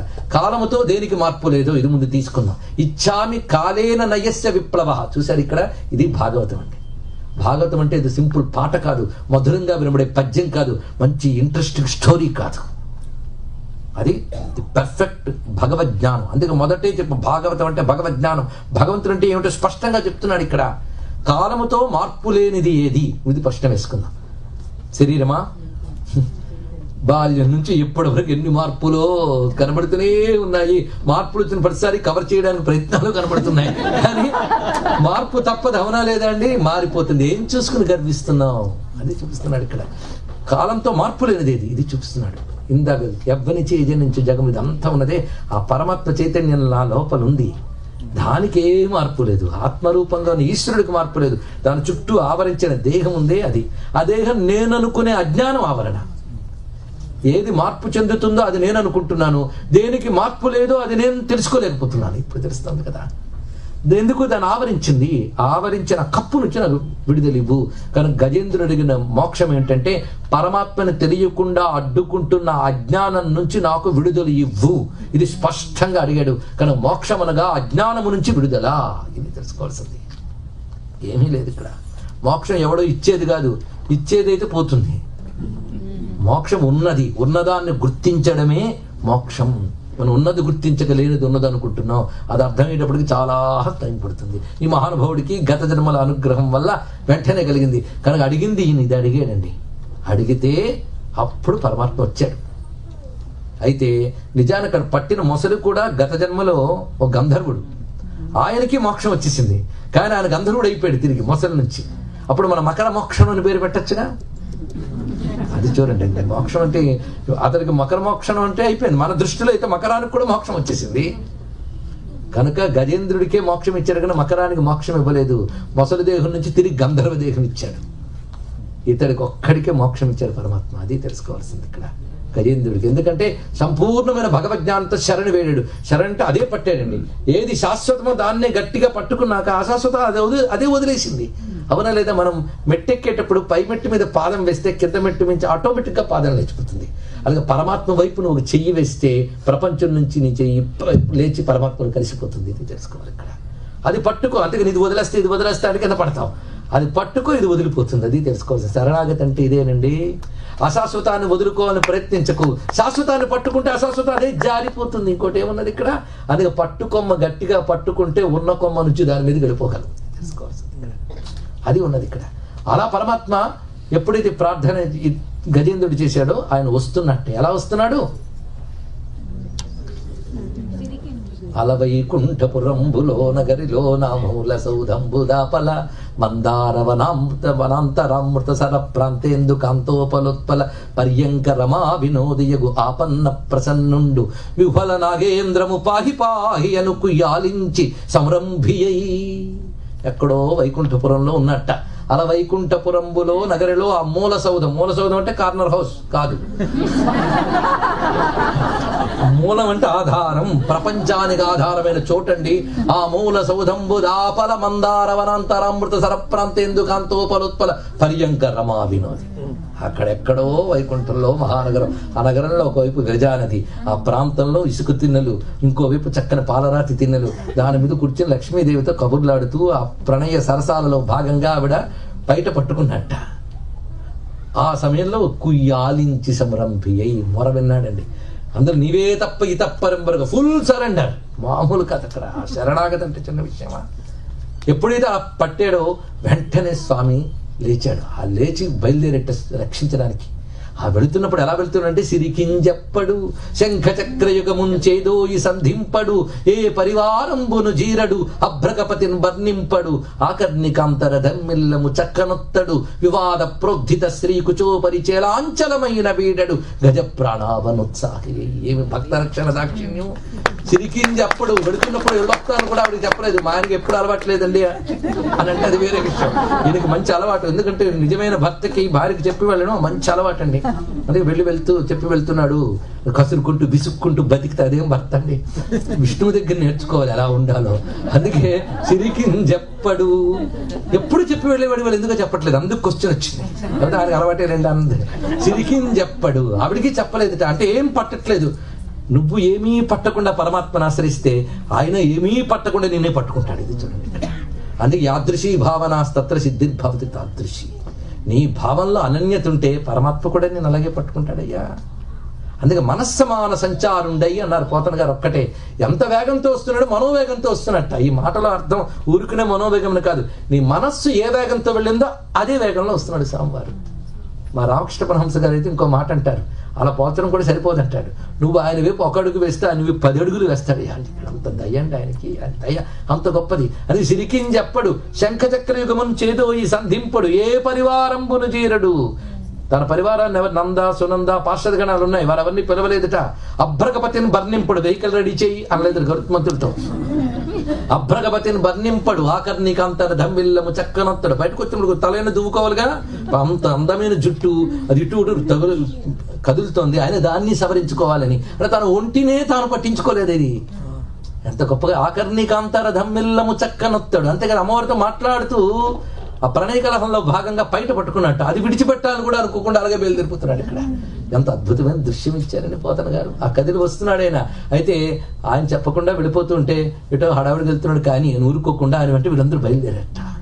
ఆ బయలుదేరుతున్న దృశ్యం చూడండి. తన వెంటన్ సిరి లచ్చి వెంట అవరోధ వ్రాతము వాని వెంకను పక్షీంద్రుడు వాని పొంతను ధనకౌమోదకి శంఖ చక్రనికాయంబును నారదుండు ధ్వజనీకాంతుండు. ఇలా వీళ్ళందరూ కూడా తా వచ్చి రెల్లను వైకుంఠపురంబులో కలుగు నాబాల గోపాలము. ఆయన కదులుతూ ఉంటే తన వెంటన్ సిరి లక్ష్మి ఆయన వెంట వచ్చిందిట. ఎంత అద్భుతంగా ఉందండి. మీరు అమ్మా లక్ష్మి అనుగ్రహించు, లక్ష్మి అనుగ్రహించు అంటే ఆవిడొచ్చి అయిపోయిందా వీళ్ళొస్తాను మళ్ళీ వెళ్ళిపోతుంది. కానీ మనం ఎప్పుడు లక్ష్మి అనుగ్రహించే. ఎందుకంటే సిరి అందరికి కావాలి కానీ హరి ఎవరికి కావాలండి. హరి గురించి ఎప్పటి నుంచి కాదండి, ఆఫ్టర్ రిటైర్మెంట్ చూసుకో. సిరి ఇప్పుడు కావాలా? సిరి కావాలి బాగా. అది ఎవరికి అది కావాలని మాత్రం చెప్పడంలో అప్పుడు విరుదీయుడు అవునా లేదా? అందుకే అందరికీ సిరి కావాలి. కానీ హరి లేనిది సిరి లేదయ్యా. తెలివైన వాడు గజేంద్రుడు. హరి అంటే సిరి కూడా వచ్చింది. కానీ మరి సిరి అంటే సిరి వచ్చి వెళ్ళిపోతే హరిరాడు. గుర్తుపెట్టుకోండి ఇక్కడ. ఇది తెలుసుకోవాలి. అందుకే ఈశ్వర శరణ పెడితే అన్ని వస్తాయి, అన్ని వస్తాయి. అవును మీరు ఇంత వేదాంతం చెప్పారంటే లోకం నేను రాదనమాట. అది ఒకటి బాధ. అదే వచ్చాక ఇంక ఇదేం కావాలండి? ఆవిడ నదంతా నిండిపోతే మరి చలములు ఏమైపోతాయండి అందొక ఆవిడ. నది లేకపోతే చలములు, నదే వస్తే చలములు ఎందుకండి? పరమాత్మ వస్తే వీటి ద్వారా కావలసినవి కూడా వీటిని మించిపోయి ఇచ్చేస్తాడు ఆయన. కొందరు పాపం అందుకే ఇప్పటి నుంచి వద్దండి మోక్షం ఉంటారు. తెలుసుకోవాల్సింది. మొత్తానికి కదులుతున్నాయి చూడండి. స్వామి కదిలితే అందరూ కదిలేరు. ఆఖరికి శంఖము చక్రం కూడా కదిలేట. ఒక పోలీస్ ఆఫీసర్కి చాలా తొందరగా కంప్లైంట్ ఇవ్వగానే తొందరగా బయలుదేరిపాడు. ఆ సమయంలో పిస్టల్ తెచ్చుకోవడం మర్చిపోయాడు. పిస్టల్ ఆయన వెంట వెళ్తుందండి, వెళ్ళదు. ఈయన వెంట చక్రం బయలుదేరింది. ఎంత ఆశ్చర్యమో! అంటే అర్థం ఏమిటి? ఇవి మామూలు శంఖ చక్రాలు కావు, అవి దేవతా స్వరూపాలు. ఒక శంఖాన్ని చక్రాన్ని తలంచుకుంటే చాలా రక్షిస్తాయి. అవి సాక్షాత్ దేవతలు. అది తెలుసుకోవాల్సింది. స్వామి యొక్క లీలా స్వరూపాలు అవి. అవి చేసి ఉపకరణాలు మాత్రమే కాదు, దేవతలండి. అందుకే శంఖం సదాహం శరణం ప్రపద్యే, చక్రం సదాహం శరణం ప్రపద్యే, గదాం సదాహం శరణం ప్రపద్యే, శాంగం సదాహం శరణం ప్రపద్యే, ఖడ్గం సదాహం శరణం ప్రపద్యే. వనమాలి గది శాంఘీ శంఖీ చక్రీ చనందకి శ్రీమన్నారాయణో విష్ణు వాసుదేవోభిరక్షతు. వనమాల ధరించి శంఖ చక్ర గదాపద్మములు ధరించినటువంటి ఆ పరమాత్మ ఆ కదులుతుంటే వాటి వెనకాల పాంచజన్య దేవత అయిన శంఖము, శంఖం పేరు పాంచజన్యం, పేర్లు తలుచుకుంటే ధన్యులు అయిపోతాం. చక్రం పేరు సుదర్శనం, గద పేరు కౌమోదికి, ఖడ్గం పేరు నందకం, ధనుస్సు పేరు శాంగం, వేసుకున్న బాలం వనమాల. అది దివ్యమంగళ విగ్రహం. ఆయన కదులుతుంటే ఆయన అంటే లక్ష్మి వస్తుందట. వస్తున్నప్పుడు ఎలా వస్తుందంటే బయట పట్టుకెళ్ళిపోతున్నాడు కదా, పట్టుకుంది. అడిగెదనని కడుబడి జను అడిగిన తన మగడు నుడుగడని నడయుడుగు వెడబెడ జిడిముడి తడబడ నడుగిడ నడుగిడదు జడిమ నడుగిడు నెడల. ఇదండి తెలుగు పద్యాలు చదవడానికి బతికేసామా? సిగ్గేట్లే పిల్లలకి అందించకుండా బతుకుతున్నామా? ఎంత పాపం, ఎంత దుర్మార్గం, ఎంత జుగుప్స తలంచుకుంటే. ఏమి భాష, ఏమి పోతన, ఎంత అందమైన పద్యం. అడిగే దాన్ని కడుబడి జను అడుగుదాం అనుకుంటుందట. వెళుతున్నప్పుడు ఎక్కడికండి అని అడగకూడదు, అది కూడా బాధ. ఇప్పుడు అడిగినా చెప్పేటట్లు లేడు ఆయన, అందుకు ఆగుతుందిరా. వెళదామా మానడమా, మరి నిలవకుండా ఆయనతో పాటు వెళ్ళిపోయింది తల్లి. అలా కదిలి వస్తుందండి. ఆ కదిలి వస్తున్న స్వరూపాన్ని ఎంత గొప్పగా చూపిస్తున్నాడు. ఈ లోపల అక్కడ దేవతలందరూ చూసి దండం పెడుతున్నట్టు, కానీ ఒక్కడ హెల్ప్ చేయలేదు. ఈ ఇంద్రుడు ఆ మాత్రం మొసలను కొట్టలేడండి. వరుణుడు పాశంతో మొసలు లాగి లేడా, ఇంద్రుడు వజ్రాలు ఎంత కొట్టలేడు, ఎవ్వరు చేయలేదు. ఎందుకంటే ఈ కాల్ మాకు కాదట. ఎందుకంటే ఈయన స్థుతిస్తున్న సర్వవ్యాపుడైన పరమాత్మని, మేము ఆయన వల్ల పనిచేసే దేవతలం. అది వాళ్ళు నమస్కారం చేసుకుని కూర్చున్నారు అంతే. భలే భలే చాలా గొప్ప స్తోత్రం చేసాడు అంటున్నట్ట. ఈయనకో మొసలు లాగేస్తారు, గొప్ప స్తోత్రం చేస్తున్నానంట. వెంటనే వీళ్ళు పైనుంచి వినబడుతుందటండి నాదాలు. చూశారు, చూడగానే స్వామి కనబెట్టాడు. వస్తున్నాడు. చనుదెంచెన్ ఘనుడల్లవాడే హరి పజ్జన్ కంటిరే లక్ష్మి శంఖ నినాదం వదే చక్రమద్లదే భుజంగధ్వంసుయన్ వాడే క్రన్నననే తెంచనటంచు వెల్పులు నమో నారాయణాయేతి నిస్సనులై మృక్కిరి మింట హస్తి దురవస్థ వక్రికిన్ చక్రికిన్. ఎంత అందమైన పద్యం ఇచ్చాడు ఇక్కడ. ఆ వస్తుండగా చనుదించన్ ఘనుడల్లవాడే, అదిగో నారాయణుడు వస్తున్నాడు. పక్క లక్ష్మీదేవిని చూశారా? అదిగో ఆ పక్కన శంఖ నినాదం అదే తనంత తాను మ్రోగుతూ వస్తుంది. పంచజన్యం చక్రమల్లదే భుజంగధ్వంసియున్ వాడే. అదిగో గరుత్మంతుడు చూడండి, కన్నన నేతించే అని అందరూ అటువైపు తిరిగి నమో నారాయణాయ అని నమస్కరించేట. నమో నారాయణాయేతి నిస్వనులై మృక్కిరి మింట హస్తి దురవస్థ వక్రికిన్ చక్రికిన్. అలా స్వామి తిన్నగా వస్తున్నాడండి గజేంద్రుడి వద్దకు.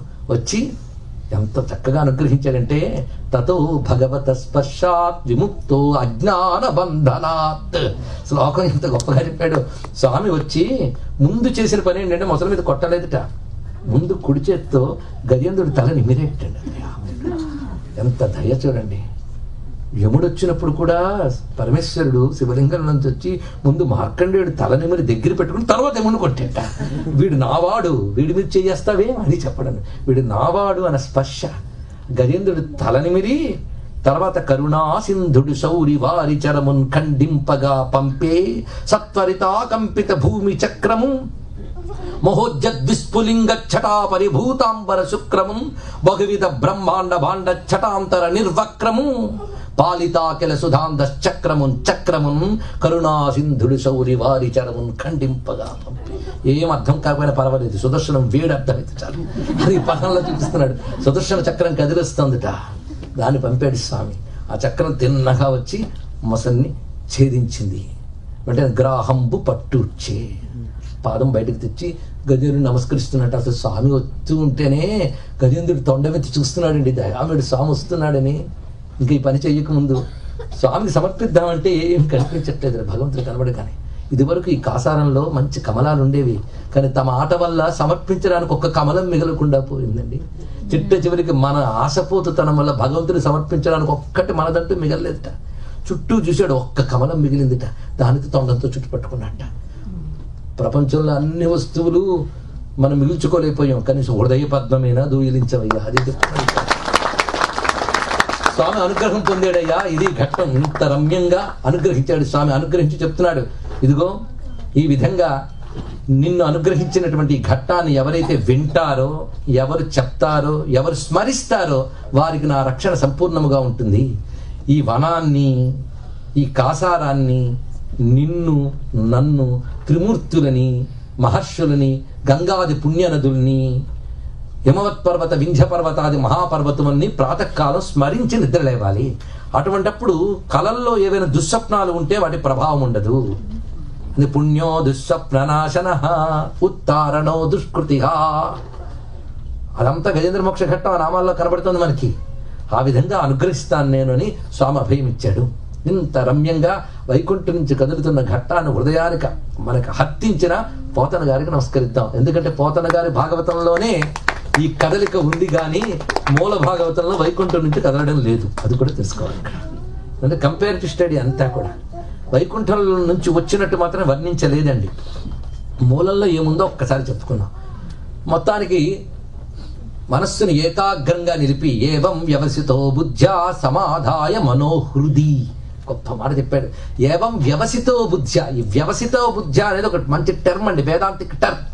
వ్యవసితో బుద్ధ్య అంటే డిటర్మైన్డ్ అండ్ ఫర్మ్, నిశ్చయాత్మకమైన బుద్ధితో సమాధాయ మనోహృది, మనస్సుని బుద్ధి యందు సమాధానపరిచేట. రెండు ఉంటాయా అంటే అటు ఇటు చెదిరేది మనస్సు యొక్క లక్షణం. దాన్ని తీసుకొచ్చి నిశ్చయాత్మకమైన బుద్ధి ఎందు పెట్టి ఆ బుద్ధిని పరమాత్మ ఎందు పెట్టేట.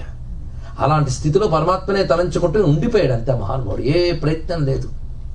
అప్పుడు స్వామి ఎలా వచ్చాడంటే ఛందోమయేన గరుడేన సముహ్యమాన తత్రాఖిలామరమయో హరిరావిరాసీత్ అన్నారు. ఇక్కడ ఎలా వచ్చాడయ్యా స్వామి అంటే అక్కడికక్కడే ఆవిర్భవించేటండి. అది ఎక్కడో వచ్చాడని చెప్పలేదు, అక్కడికక్కడే గరుత్మంతుడి మీద కూర్చొని వస్తున్నాడు. శంఖచక్ర గదా పద్మధారి అని చెప్పారు. ఇందులో ఏది నిజం, అదా ఇదా? రెండో నిజం అనుకుంటే తప్పేమీ లేదు. ఎందుకంటే తర్వాత అలాగే అదే చెప్తాడుగా, ముందే అనేద్దామని. కానీ అందులో మూలంలో ఔచిత్యం ఉంది, మనం పరిశీలించవలసింది. ఎందుకంటే ఇందులో వైకుంఠపతిని కైలాసపతిని స్తుతించలేదు ఆయన. సర్వవ్యాపకమైన పరమాత్మ అన్నాడు అంతే. అప్పుడు సర్వవ్యాపకమైన పరమాత్మ సర్వవ్యాపకుడు కనుక అక్కడికక్కడ వచ్చాడు. నిన్న విష్ణువు తనంత తాను స్తంభం నుంచి ఎలా వచ్చాడో ఇక్కడ తనంత తాను ఇక్కడ ఆవిర్భవించాడు. వస్తువు నుంచి రావాల్సిన అవసరం లేదు, అక్కడ తనంత తాను వచ్చాడు. పరమాత్మ సర్వవ్యాపకుడు ఒక్కసారి ప్రత్యక్షమయ్యాడు, అనుగ్రహించాడు, మళ్ళీ అంతర్ధానమయ్యాడు.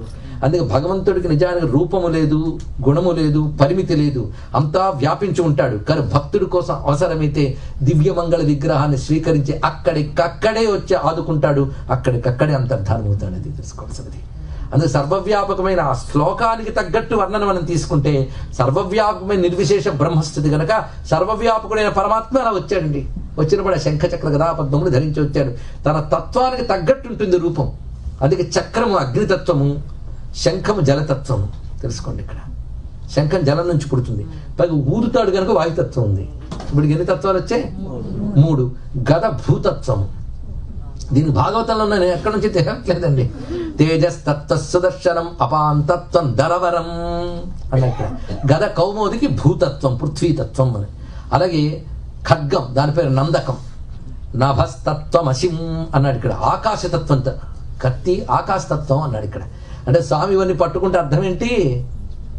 పంచభూతాల్ని నియంత్రిస్తున్న పరమాత్మని నేను అన్నాడు ఇక్కడ. ఇది తెలుసుకోవాల్సింది. అందుకే రూపంలో తత్వం ఎలా ఉంటుందో చూడండి. అందుకే హిందువుల ప్రతి దేవత రూపం వెనక అద్భుతత్వం ఉంటుంది. కొబ్బరికాయ కొట్టి వరాలు పొందేవాడికి అక్కర్లేదు, ఆలోచించేవాడికి అర్థమవుతుంది, వాడికి భగవంతుడు అందుతాడు. ఇది తెలుసుకోండి ఇక్కడ. అది తత్వం. పైగా నీలమేఘశ్యాముడు, అది కూడా కదా. ఎందుకయ్యా నీలమేఘశ్యాముడు అంటే ఆకాశానికి రంగు ఏమిటండి? నీలం. అంటే ఆకాశం రంగుందా? మీరు సైన్స్ తెలిసిన వాళ్ళు ఆకాశం రంగు లేదు కదా. అందుకే ఏ వర్ణము లేదు, కానీ వర్ణం ఉన్నట్టు కనబడుతుంది. అదే నీలవర్ణం, ఏ వికారము లేనివాడు. ఇది చెప్తున్నాడు ఇక్కడ. 4 భుజాలంటే స్క్వేర్. స్క్వేర్ అంటే వ్యాపకత్వానికి సంకేతం అండి. వ్యాపకత్వం. సహస్ర శీర్ష పురుష అంటే ఇన్ఫినిటీ, సర్కిల్. అది వృత్తం. చతుర్భుజ అంటే వ్యాపకత్వం. వృత్తములో ఉన్న అనంత చైతన్యం వ్యాపించింది ప్రపంచంలో. వ్యాపకత్వం అంటే 4 దిక్కులు, ఎక్స్పాన్షన్. అది 4 దిక్కులా వ్యాపించేవాడిని నేను చెప్పడానికి 4 భుజాలు. ఇది తెలుసుకోండి ఇక్కడ. పీతాంబరం ఏంటంటే వాసఛందోమయం పీతం వర్ణించారు ఇక్కడ. వేద మంత్రశక్తి ఆయనకి పీతాంబరం ఏందిట. అంటే పీతాంబరంలో విష్ణు ఉన్నట్టు వేద మంత్రాల్లో విష్ణు ఉంటాడు. అది చెప్పండి ఇక్కడ. ఎంత అద్భుతమైన భావన చూడండి. త్రిగుణాత్మకమైన మాయాశక్తే మాలగా వనమాలగా వేసుకున్నట్ట. మాయకు రంగులు ఉంటాయి, ఎరుపు, తెలుపు, నలుపు, రజస్సు, సత్వము, తమస్సు. బట్ షేడ్స్ ఇవే రకరకాల పువ్వులుగా మారి ఆయన మాలలుగా మారేట. మాయ ఆయనకు అలంకారంగా వేసుకున్నట్ట. ఇదండి వనమాలి గదీశానికి. దేని మీద కూర్చున్నాడు? గరుత్ముడు ఎవరంటే వేద పురుషుట. దాని మీద కూర్చున్నాడు అంటే వేదమునందు పరమాత్మ ప్రతిష్ఠింపబడి ఉన్నాడు. వేదమే ఆయనకు వాహనం. వేదం ద్వారా నేను దొరుకుతాడు, ఇంకో దాని ద్వారా దొరకడు. అందుకే ఆయన రెక్కలు అల్లార్చడం ఛందస్సురుట. అదే ఛందోమయేన గరుడేన సమూహ్యమాన అన్నాడు. ఇక్కడ ఛందోమయమైనటువంటి ఆ గరుత్మంతుడిపై కూర్చున్నాడంటే వేదముపై వేద వేద్యుడు కూర్చునున్నాడు. ఈ మొత్తం భగవత్ స్వరూపం దర్శనమిచ్చింది. అందుకే సర్వవ్యాపకుడైన పరమాత్మ అనుగ్రహించడం కోసం రూపం స్వీకరించి ఆ విధంగా గజేంద్రుడిని కాపాడాడు. అక్కడికక్కడే ఆవిర్భవించి అన్నారు. మరి పోతన గారు ఇలా ఎందుకు చేశారండి అంటే ఆయన తప్పు కాదు. ఎందుకంటే సర్వవ్యాపకుడైన బ్రహ్మమే లీలగా బ్రహ్మాండములకు ఆపల వైకుంఠమునందు కూడా ఉన్నాడు ఆయన. అది నిజమే, ఇది నిజమే. కానీ నిర్గుణ బ్రహ్మము సగుణ బ్రహ్మము అనగానే ఏం కొట్టుకోక్కర్లేదు. నిర్గుణమే సగుణమైంది కనుక సగుణంగా భావించడం తప్పు కాదు. కానీ ఈ స్తోత్ర భావానికి తగ్గట్టుగా పరమాత్మ అక్కడికక్కడే వచ్చాడని మూల భావన ఔచిత్యంగా ఉంది అని చెప్పుకోవడం. కనుక రెండు భావాల్ని మనం స్వీకరిస్తూ సర్వవ్యాపకుడైన బ్రహ్మమునకు వైకుంఠవాసి అయిన నారాయణుకు అభేదమే. ఇది తెలుసుకోవాల్సినటువంటి ప్రధాన అంశం. ఈ విధంగా గజేంద్రుని అనుగ్రహించిన స్వామి. కనుక గజేంద్ర మోక్షం ఎందుకు అర్థమైంది కదా. మకరం కాస్త మళ్ళీ తన పూర్వస్థితికి వెళ్ళిపోయింది. మకరం పూర్వజన్మలో హూహూ అని గంధర్వుడు, హాహా హూహూ అని ఇద్దరు గంధర్వులు ఉన్నారు. అంత పేర్లు చూడండి. ఇవి నిజానికి చెప్పాలంటే ఎప్పుడైనా సామగానం మీరు వినుంటే హా హూ హా ఆకాశతత్వం అండి. అందు నుంచి నాదాన్ని తీశారు. సామగానం ఆ గానానికి సంబంధించిన గంధర్వ జాతి. అందుకే ఆహా ఊహు తనులు ఇవన్నీ పెద్ద రహస్యాలు. దేవతల గురించి అర్థం చేసుకోవాలంటే వాడు మల్లాగే అన్న భావం ముందు తీసేది. తర్వాత నిన్నెవరో అన్నారు హిందువులు చాలా మంది దేవుళ్ళు ఉన్నారండి అని. దానికి నిన్ననే సమాధానం చెప్పాం. కానీ దేవుళ్ళు హిందువులకు లేరు, విశ్వంలో ఉన్నారు. వాళ్ళని హిందువులు తెలుసుకున్నారు. ఇది తెలుసుకోండి. ఈ మాట ఎప్పుడు గుర్తుపెట్టుకోండి. దేవతలు హిందువులకు మాత్రమే లేరు, అందరికీ ఉన్నారు. లేడన్న వాడికి ఉన్నారు, ఉన్నాడన్న వాడికి ఉన్నారు. అవేర్నెస్ ఉన్నది హిందూ మతానికి ఎప్పటిదా. సృష్టి ఎంత ప్రాచీనమో పరమాత్మ ఎంత ప్రాచీనుడో ఆయన పొందే ధర్మం కూడా అంత ప్రాచీనమే. జ్యోతి ఎప్పటి నుంచి ఉందో వెలుగు అప్పటి నుంచి ఉంది. ఈశ్వరుడు ఎప్పటి నుంచి ఉన్నాడో హిందూ మతం అప్పటి నుంచి ఉంది. అనాది సనాతనం దివ్యం అటువంటిది. ఎంత అద్భుతంగా చెప్తున్నాడు ఇక్కడ. అందుకే పరమాత్మ యొక్క దివ్యమంగళ విగ్రహం ఇక్కడ మనం తరచుకుని ఆహా ఊహు గంధర్వులు. ఇందులో ఊహు అనే గంధర్వుడు ఒక నిర్వాకం చేసేట. ఆయన కాసారంలో ఒక కొలంలో జలకాలు ఆడుతున్నాడు. పైగా తన యొక్క స్త్రీలతో కలిసి రాణులతో కలిసి జలకాలు ఆడుతూ ఉన్నాడు. 10 మంది చూస్తున్నారంటే మరింత ప్రగల్భాలు ఎక్కువ అవుతాయి. కనుక వాళ్ళ ముందు తన యొక్క ఈత విద్య చూపిద్దాం, ప్రదర్శిద్దాం అనుకున్నట్ట. ఫీట్స్ అండి, వాటర్ ఫీట్స్ చేస్తున్నాడు. అందులో కిందకి దిగిపెట్ట. ఏమైపోయాడో మా ఆయన అనుకుంటుంటే పైకి అక్కడ లేచట, పలకరించట. అబ్బాయి ఎంత బాగా వచ్చో ఈత అని. వాళ్ళ గర్విస్తుంటే మరిన్ని చేస్తున్నాడు. ఇటు తిరిగి అటు తిరిగి అటు తిరిగి అటు తిరిగి వాళ్ళ కంగారు పెడుతూ మధ్యలో కనబడుతూ ఇలాగా ఈ ఒడ్డు దగ్గర మునిగి ఆ ఒడ్డుకి వెళ్ళేటండి. కింద నుంచే వెళ్ళిపెట్ట కనబడకుండా. అక్కడ గాలవుడు అని మహర్షి తపస్సు చేస్తున్నాడు. వెళ్ళి ఆయన పాదం పట్టాడు. భక్తితో కాదు, కవ్వింపుగా. ఎప్పుడైతే పాదం పట్టాడని చూసాడు. ఇదేమిట్రా బాబు అంటే ఎలా వచ్చాను చూసేవా లోపల నుంచి అన్నాడు. చక్కగా గంధర్వుడు కొట్టి మొసల్లాగా లోపల నుంచి వచ్చావు కానీ మొసలు వైపు పోన్నాడు. ఎప్పుడు ఏడుపండి. అందితే జుట్టు అందకపోతే కాదు. అయ్యో మొసలు పుట్టుగా ఎలా బయటకు వస్తానన్నట్ట. ఏం లేదు, ఇప్పుడు నా కాలు పట్టావు, ఒక భాగవతత్వుడు కాళ్ళు పట్టుకు బాగుపడతాను. సరే, ఈయన గారి మోక్షం. మళ్ళీ గంధర్వుడు అయిపోయాడు ఇంత చేస్తే. ఈయన గారు మాత్రం మోక్షం పొందారు. కానీ ఈయనకి గజన్మ ఉండాలి కదా, లేకపోతే గజేంద్రుడు ఎందుకు అయ్యాడు? వీళ్ళు కర్మ ఎంతో పుణ్యం ఉన్నా ఏదో చిన్నది ఉంది, అది గజేంద్ర కర్మతో క్షయం అయిపోయింది. మళ్ళీ పరమాత్మ జ్ఞానంలో వెళ్ళిపోయాడు. అంటే ఇవాళ హఠాత్తుగా రాదు, మొదటి నుంచి ఉన్నటువంటి సాధన కొనసాగాలి. ఇతడు గత జన్మల్లో ఇంద్రజుమ్నుడనే గొప్ప చక్రవర్తి, మహావిష్ణు భక్తుడు, సామాన్యుడు కాడు. అలాంటి విష్ణు భక్తుడైన అతడు ఒకప్పుడు అగస్త్యులు వారు వెళుతూ ఉంటే ఆయన నిర్లక్ష్యం చేసేట, గమనించలేదు. వెంటనే అగస్త్యులు వారు చెప్పించారు, నువ్వు ఏనుగైపోతూ పో అని. ఎందుకంటే మదం చేత గమనించకుండా ఉండడం ఏనుగు లక్షణం. ఏనుగైపోతా ఉన్నాడు. ఏంటండి ఈ ఋషులకు పని పాట లేదు, పద్దాన్ని చెప్పించడమే. వాళ్ళకి మనం దండం పెట్టాలా? మనమేనా ఇలా శాపాలేమో, ఎందుకంటే వాళ్ళకి జరగదని తెలుసు కనుక. కానీ మరి ఋషుల్ని అలా అనొచ్చా? ఋషులు ఎప్పుడు కూడా కోపం ఉండదు, వాళ్ళకి తెలుసుకోండి. ఋషులు నీ స్థితికి రిజల్ట్ ఇదే చెప్తారంతే. ఇది ఎప్పుడైనా అంతే. ఋషి నోట నుంచి వచ్చింది కనుక ఎప్పుడో వచ్చేది తొందరగా వస్తుంది. తర్వాత ఆ వచ్చినప్పుడు గుర్తుంటుంది కనుక ఆ జన్మలో క్షయం అయిపోతుంది, కర్మక్షయం తొందరగా. కానీ ఋషుల శాపం కూడా వరమే. నువ్వు విష్ణువుని ఆరాధిస్తున్నావు. విష్ణువు సర్వవ్యాపకుడు. సర్వవ్యాపకుడు అయినప్పుడు నీ పక్కన వచ్చిన ఋషిలో కూడా విష్ణువుని చూడాలి. అది నువ్వు గమనించలేకపోయావు. నీకు సర్వవ్యాపక తత్వం తెలిసే వరకు జన్మ తప్పదు. అందుకు ఒక్కటి ఆ దేహాత్మ భ్రాంతి వదలలేదు కనుక అది ఒక్కటి ఏనుగు రూపంతో వచ్చేస్తుంది. అక్కడ నీ కర్మక్షయమే తరించిపోతుంది. అది దాంట్లో ఉన్న ఆంతర్యం అండి. మహానుభావుడు ఈ విధంగా వచ్చాడు. ఇంద్రజుమ్నుడు ఏనుగ్గా, అతడికి శాపమోచనం, ఇతడికి జన్మమోచనమే. అయితే మళ్ళీ ఏనుగ్గానే తిరిగాడండి. మరి మోక్షం ఎలా అంటారు? మాటలండి. అంటే ఆయన తన యొక్క ఏనుగు రూపాన్ని విడిచి భగవద్ రూపాన్ని పొందాడు అని వెంటనే చెప్పాడు ఇక్కడ. అంటే ఆయన సారూప్యముక్తిని పొంది పరమాత్మతో తాదాత్మ్యం చెందిపోయాడు. అందుకే గజేంద్రో భగవత స్పర్శాత్ విముక్త అజ్ఞానబంధనాత్, అది చివరి వాక్యం చూపిస్తున్నాడు ఇక్కడ. అజ్ఞానబంధం నుంచి అంటే నేను అనేది పరమాత్మదే తప్ప అనాత్మలైన జడమైన ప్రకృతిది కాదు, ఇది తెలుసుకున్నాడు. అందుకే జడములైనటువంటి దేహాదుల నుంచి నేను లాగి చైతన్యమైన పరమాత్మతో ఐక్యమైపోవడమే మోక్షం అండి. అది పొందాడెవరు? గజేంద్రుడు. ఈ మోక్షం ఈశ్వరానుగ్రహం లేనిది దొరకదు. అందుకే నువ్వు లేకపోతే నాకు వస్తుందయ్యా. అందుకే ఎంత వేదాంత జ్ఞానమైన ఉపనిషత్తులు చదివితే దొరకదు. ఈశ్వరానుగ్రహం ఉండవలసిందే, ఆయన ఆశ్రయించవలసిందే. అందుకే ముముక్షుర్భై శరణమహం ప్రపద్యే ఉపనిషత్తు చెప్పింది. పరమాత్మ శరణ వేడుదాం. అందుకే శరణాగతితోనే భగవంతుడిపై ఎరుక కలిగిన శరణాగతితో, లేదా శరణాగతి పొంది ఎరుకు పొందుతూ ఆయన్ని ఆశ్రయిస్తే ఆయనే మనల్ని అనుగ్రహిస్తాడు అనే ఘట్టం చెప్పి దీని ద్వారా ఆది వ్యాధులన్నీ కూడా తొలగుతాయి అనే ఫలశ్రుతిని కూడా చివరికి చెప్తాడు ఎవరు? సుఖయోగింద్రులు. ఆది వ్యాధులు తొలగుతాయి, దుఃఖాలు విమోచనమవుతాయి, అంతేకాదు అభీష్ట సిద్ధి లభిస్తుంది, అన్నీ చెప్పాడండి సుఖయోగింద్రుడు. ఆయనకే అక్కర్లేదు, పరీక్షితుకి అక్కర్లేదు. ఇది అలాగే గుర్తుపెట్టుకోండి. ఇది విన్న ఇతరులందరికీ కూడా ఇది లభిస్తుంది. వాళ్ళకి ఇంక కావాల్సింది పరమాత్మ జ్ఞానమే. అందులో నిలిచిపోవడానికే చెప్పుకుంటున్నవారు వాళ్ళు, ఇంకోటి కాదు. పరమాత్మ యందు మనస్సు నిలిచిపోవాలనే పరీక్షిత్ మహారాజు వింటున్నాడు, సుఖయోగింద్రుడు చెప్తున్నాడు. అది వినడం వల్ల మనందరికీ ఇన్ని ఫలితములు, భాగవతం ఇచ్చే అద్భుత ఫలాలు ఒక్కొక్క ఘట్టానికి ఒక్కొక్కటి ఉన్నది. ఇవాళ అలాంటి అద్భుతమైన ఘట్టాన్ని చెప్పుకున్నాం. అటువంటి పరమాత్మను మనం నమస్కారం చేసుకుని రేపటి రోజు కార్యక్రమం 9:30కి అంటే 9:30 ప్రారంభిద్దాం. ఎందుకంటే విషయం చాలా ఉన్నది. నేను ఇవాళ 2 ఘట్టాలు చెప్దాం అనుకున్నాం, కానీ యోగ్యులైన శ్రోతలు ఉన్నారు ఇక్కడ. అందువల్లే పరమాత్మ దీన్ని వివరంగా చెప్పించాడని నేను అనుకుంటున్నా. అయింది. గ్రహించేవాళ్ళు గ్రహించుతారు, ఆనందిస్తారు. ఇంకా రేపు మరొక్క ఘట్టం ఉంది, రమ్యమైన ఘట్టం. అది మొదటి ఘడియల్లో మనం చెప్పుకొని ఇంకా మిగిలినంతా దశమస్కంధానికి ఇచ్చేద్దాం. ఏం చేస్తాం? కృష్ణ కథ మిగిలినటువంటిది ఇంకా 3 పూటలు ఉంటుంది కృష్ణ కథ, అంతే కదా. రేపటి నుంచి 4 పూటలు, ఉదయం 9:30 నుంచి 11:30 వరకు ప్రవచనం, 11:30 నుంచి 12:30 వరకు భోజనం. కొంచెం లైట్గా చేస్తే మంచిది, ఎందుకంటే తర్వాత ఏంటో నేను చెప్పక్కర్లేదు, పూర్వానుభవాలు ఉన్నాయి. సన్నద్ధులే కూర్చుంటే ఇంకో మాట ఇచ్చారు, అప్పుడు కొద్దిగా తిని మళ్ళీ రెండో ప్రవచనం పూర్తిగా చెప్తారు. సరే, మొత్తానికి ఆ గంట తర్వాత మళ్ళీ రెండవ ప్రవచనం అవుతుంది. తర్వాత ఎల్లుండి కూడా అదే విధమైన పద్ధతులు వచ్చేసి మనం భాగవతం 7 పూటల ప్రవచనం చేసుకుని సప్త సంఖ్యను పూర్తి చేసుకుంటున్నాం. నారాయణ అనుగ్రహం చేత. స్వరం శ్రీ వెంకటేశ శ్రీనివాస పరబ్రహ్మ చరణారవిందార్పణమస్తు. స్వస్తి.